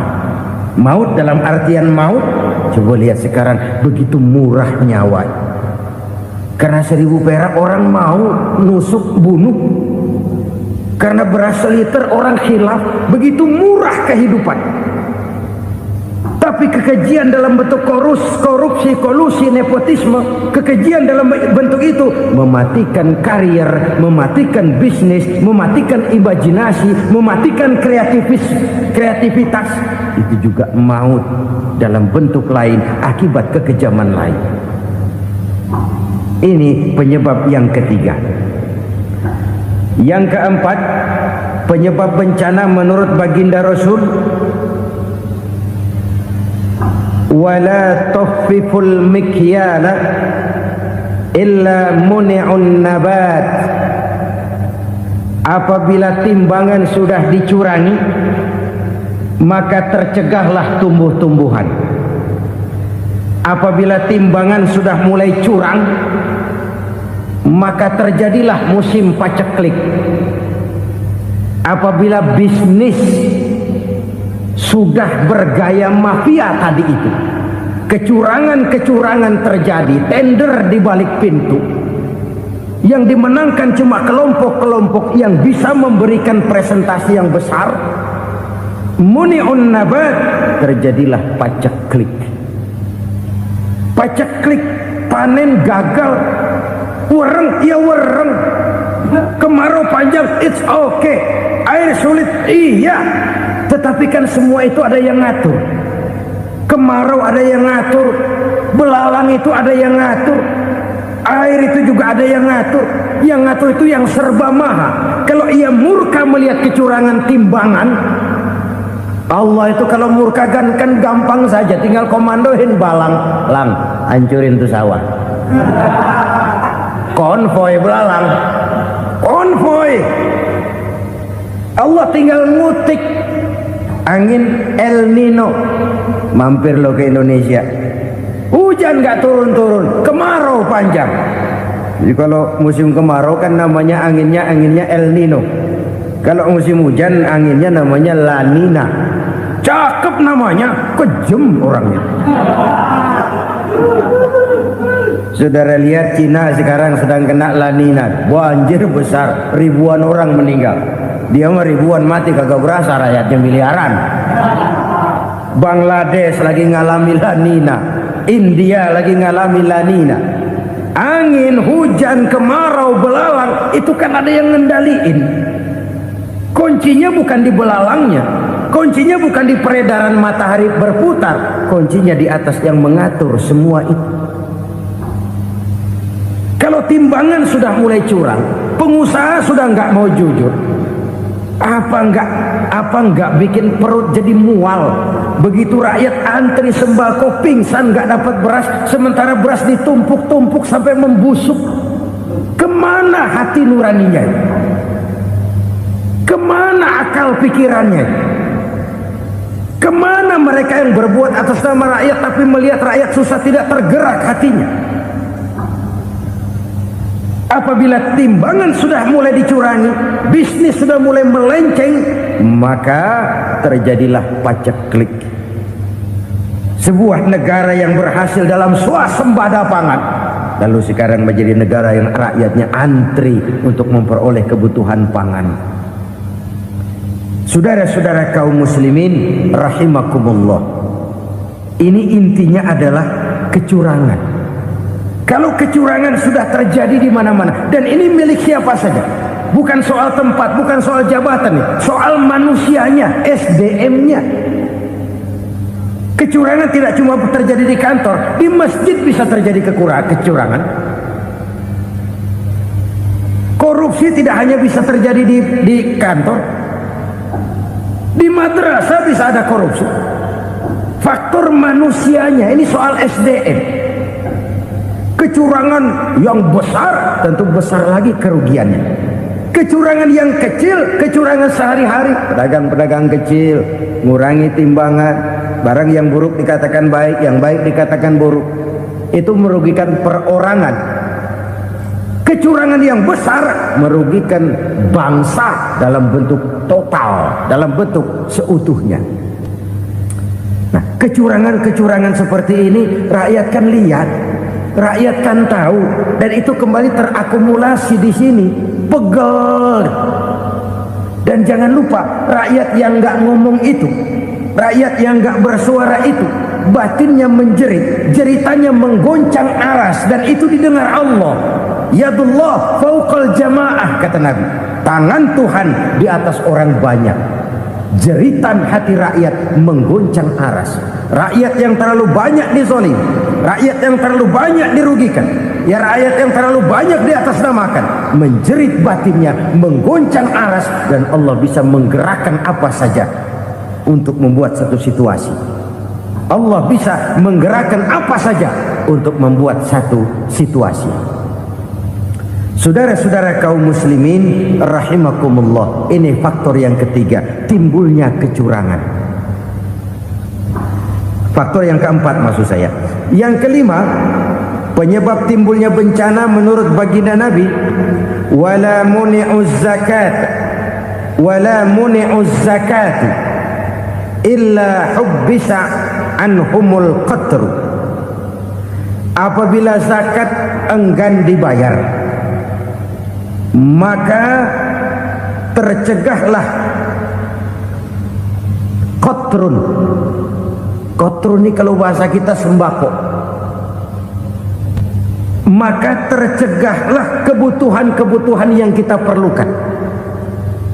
Ini kita tidak meragukan bahwa yang kita tuju adalah masyarakat yang adil dalam kemakmuran dan makmur dalam keadilan.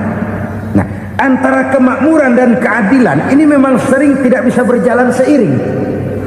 Pada saat kemakmuran kita kejar, ekonomi kita pacu, ada nilai-nilai keadilan yang tertinggal. Pada saat nilai keadilan kita tegakkan benar-benar, ada unsur-unsur kemakmuran yang terabaikan. Oke, kita bisa mengatakan kasus. Oke, kita bisa mengatakan itu sebagian kecil. Tapi kalau sebagian kecil, lama-lama kan jadi sebagian besar. Oke, kita mengejar kemakmuran. Pertanyaannya, kemakmuran untuk siapa? Oke, kita berikan kelompok tertentu kue yang besar dengan harapan nanti dia bagiin kuenya kepada yang kecil-kecil. Tapi kenyataan, mereka yang dapat kue besar akhirnya malah lupa diri dan lupa daratan. Mau makin besar, malah memeras yang kecil-kecil ini. Sekarang kan yang kecil modali yang besar. Ramai-ramai buka bank, ternyata kamuflase. Uang banknya untuk kredit perusahaannya sendiri. Nasabahnya rakyat kecil. Artinya apa? Rakyat kecil disuruh modalin orang yang udah gede. Ini karena sambar geledek urusan.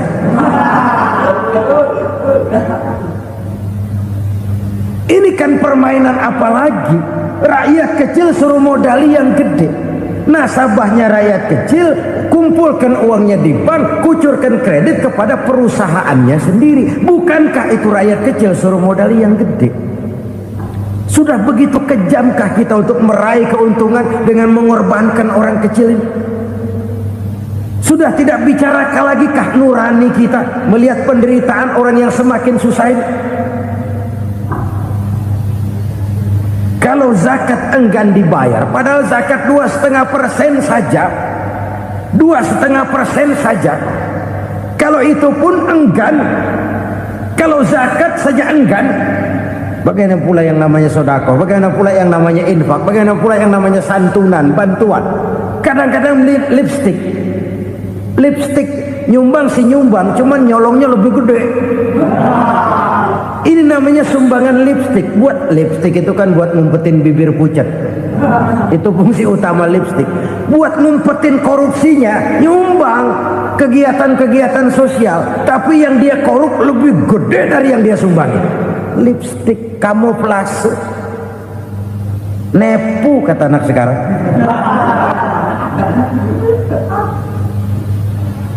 Saudara-saudara kaum muslimin rahimakumullah.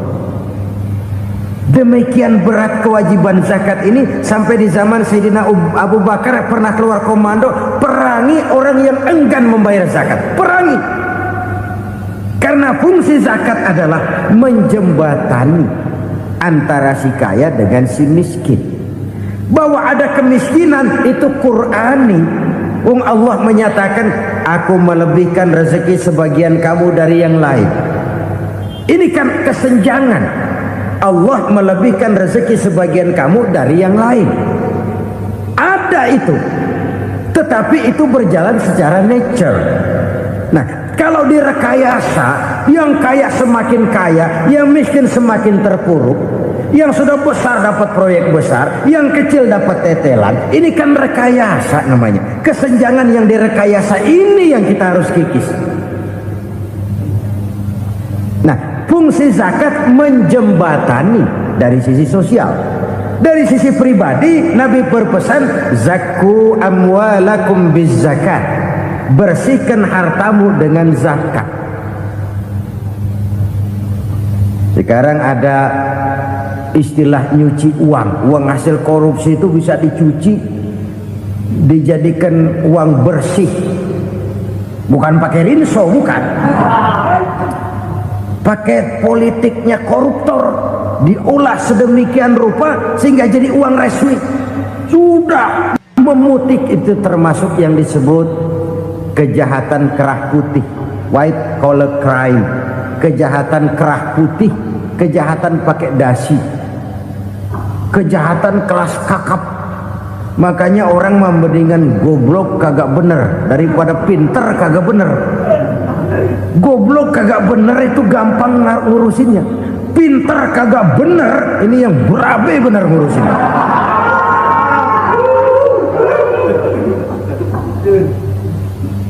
Kita bukan cuma perlu orang pinter kok di zaman sekarang. Kita perlu orang-orang bener yang punya komitmen, yang sesuai kata dan perbuatan, yang bisa merasakan apa yang dirasakan oleh rakyat, yang punya sense of politik yang tinggi, yang peka, yang penuh keterbukaan, yang punya wawasan dan pandangan jauh ke depan. Dari sisi pribadi, zakat itu membersihkan harta kita. Ya, dia tercampur dengan yang subuhat, dia bahkan mungkin tercampur dengan sedikit-sedikit yang haram. Itu zakku amwalakum bizzakat. Bersihkan hartamu dengan zakat itu. Pada sisi sosial ia menjembatani, pada sisi pribadi ia membersihkan harta kita. Karena itu kalau kita minta berdoa minta rezeki, syarat rezeki itu halalan thayyiban wasi'an. Nggak pernah kurang dari tiga itu. Halal, bagus, banyak. Halal, bagus, tapi sedikit, susah ngaturnya. Halal, banyak, tapi kurang bagus. Buat apaan? Bagus, banyak, tapi haram. Enggak ada artinya. Sebab kata Imamul Ghazali, kalau kau terlalu suka memakan makanan yang haram, dikunyah masuk ke dalam perut besar, digiling oleh perut besar, menghasilkan energi, menggerakkan sel-sel pembuluh saraf, kau juga akan cenderung berpikir yang haram.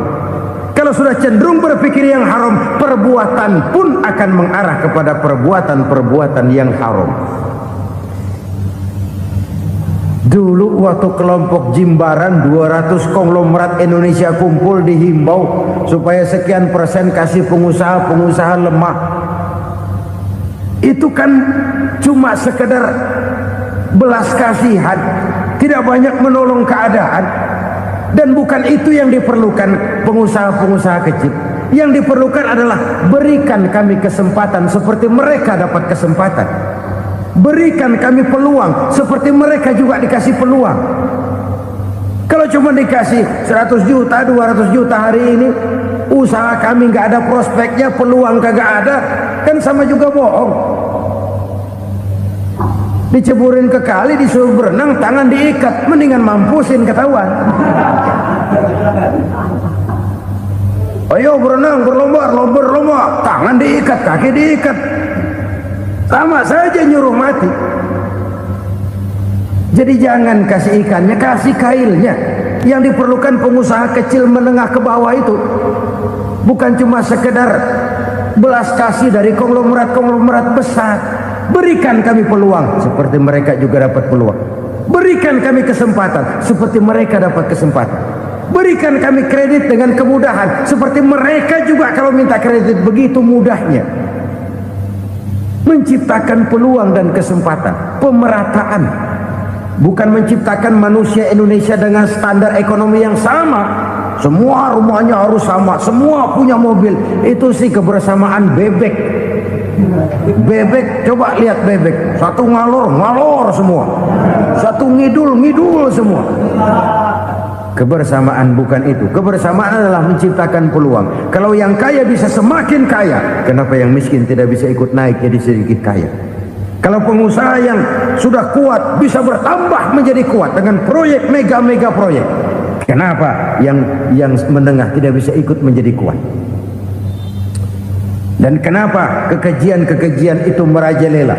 Kita dengar lewat berita-berita PLN tekor, PLN hutang. Kenapa? Dia beli listrik dari swasta yang belinya lebih mahal daripada penjualannya. Artinya dia beli itu listrik dari perusahaan listrik swasta, dia jual kepada rakyat lagi. Harga jualnya lebih murah daripada dia beli kepada swasta. Kenapa? Ada tekanan lagi tuh. Biasa siklus lagi. Hukum Boyle. Atas neken paling bawah gepeng. Ya kita nih rakyat kecil emang nasibnya gepeng terus. Saudara-saudara kaum muslimin rahimakumullah, dari 5 penyebab bencana ini kita ambil kesimpulan untuk sebuah renungan dan introspeksi kita bersama. Pertama, mengingkari janji, padahal janji itu yang lebih tinggi nilainya adalah di hadapan Allah Subhanahu wa ta'ala. Baik wakil-wakil rakyat di parlemen maupun pemimpin-pemimpin rakyat di dalam kabinet, apabila memangku suatu jabatan, selalu mereka mengawali dengan sumpah, dan sumpah itu dimulai dengan demi Allah. Sadarkah kita pada saat itu kita ucapkan bahwa kita sudah mempertaruhkan Allah untuk jabatan yang kita pegang? Kita sudah mempertaruhkan nama Allah untuk posisi yang dipercayakan kepada kita. Sadarkah kita bahwa menyia-nyiakan itu satu dosa yang sangat besar, yang tidak hanya kepada Allah tetapi juga kepada rakyat yang kita wakili, kepada rakyat yang kita pimpin. Cukuplah sudah rakyat dijadikan adres, umat dijadikan alamat sebagai numpang. Marilah kita kembali kepada komitmen awal dengan jujur kepada janji kita sendiri. Lalu yang kedua, kekejian, baik berupa korupsi, kolusi, nepotisme, dan perbuatan-perbuatan lain akan melahirkan kemiskinan. Kekurangan pangan bukan satu-satunya yang menyebabkan rakyat menderita. Lukanya rasa keadilan terakumulasi di hati rakyat, dan jeritan hati rakyat mengguncang aras. Kalau Allah murka, Allah bisa melakukan apa saja untuk menciptakan suatu kondisi. Faktor yang ketiga adalah praktek mafia menebarkan maut, baik orang yang mati jasad dan rohaninya maupun orang yang mati karirnya, mati kejujurannya, mati usahanya, mati imajinasinya. Hilang kreativitas kita sebagai bangsa. Faktor yang keempat, kecurangan-kecurangan di bidang usaha, di bidang tender, mengandalkan menjual kekuasaan. Dan memang repot kalau penguasa jadi pengusaha. Mau atau tidak mau, kebijakan-kebijakan kekuasaannya akan memperkuat jaring-jaring usahanya. Dan pada saat itu objektivitas sulit ditemukan lagi. Lalu yang kelima, keengganan membayar zakat, menumpuknya kekayaan negara pada kelompok-kelompok tertentu. Ini akan melahirkan paceklik yang berkepanjangan. Menumpuknya kekayaan dan harta negara pada kelompok-kelompok tertentu akan melahirkan paceklik dan kemiskinan yang berkepanjangan.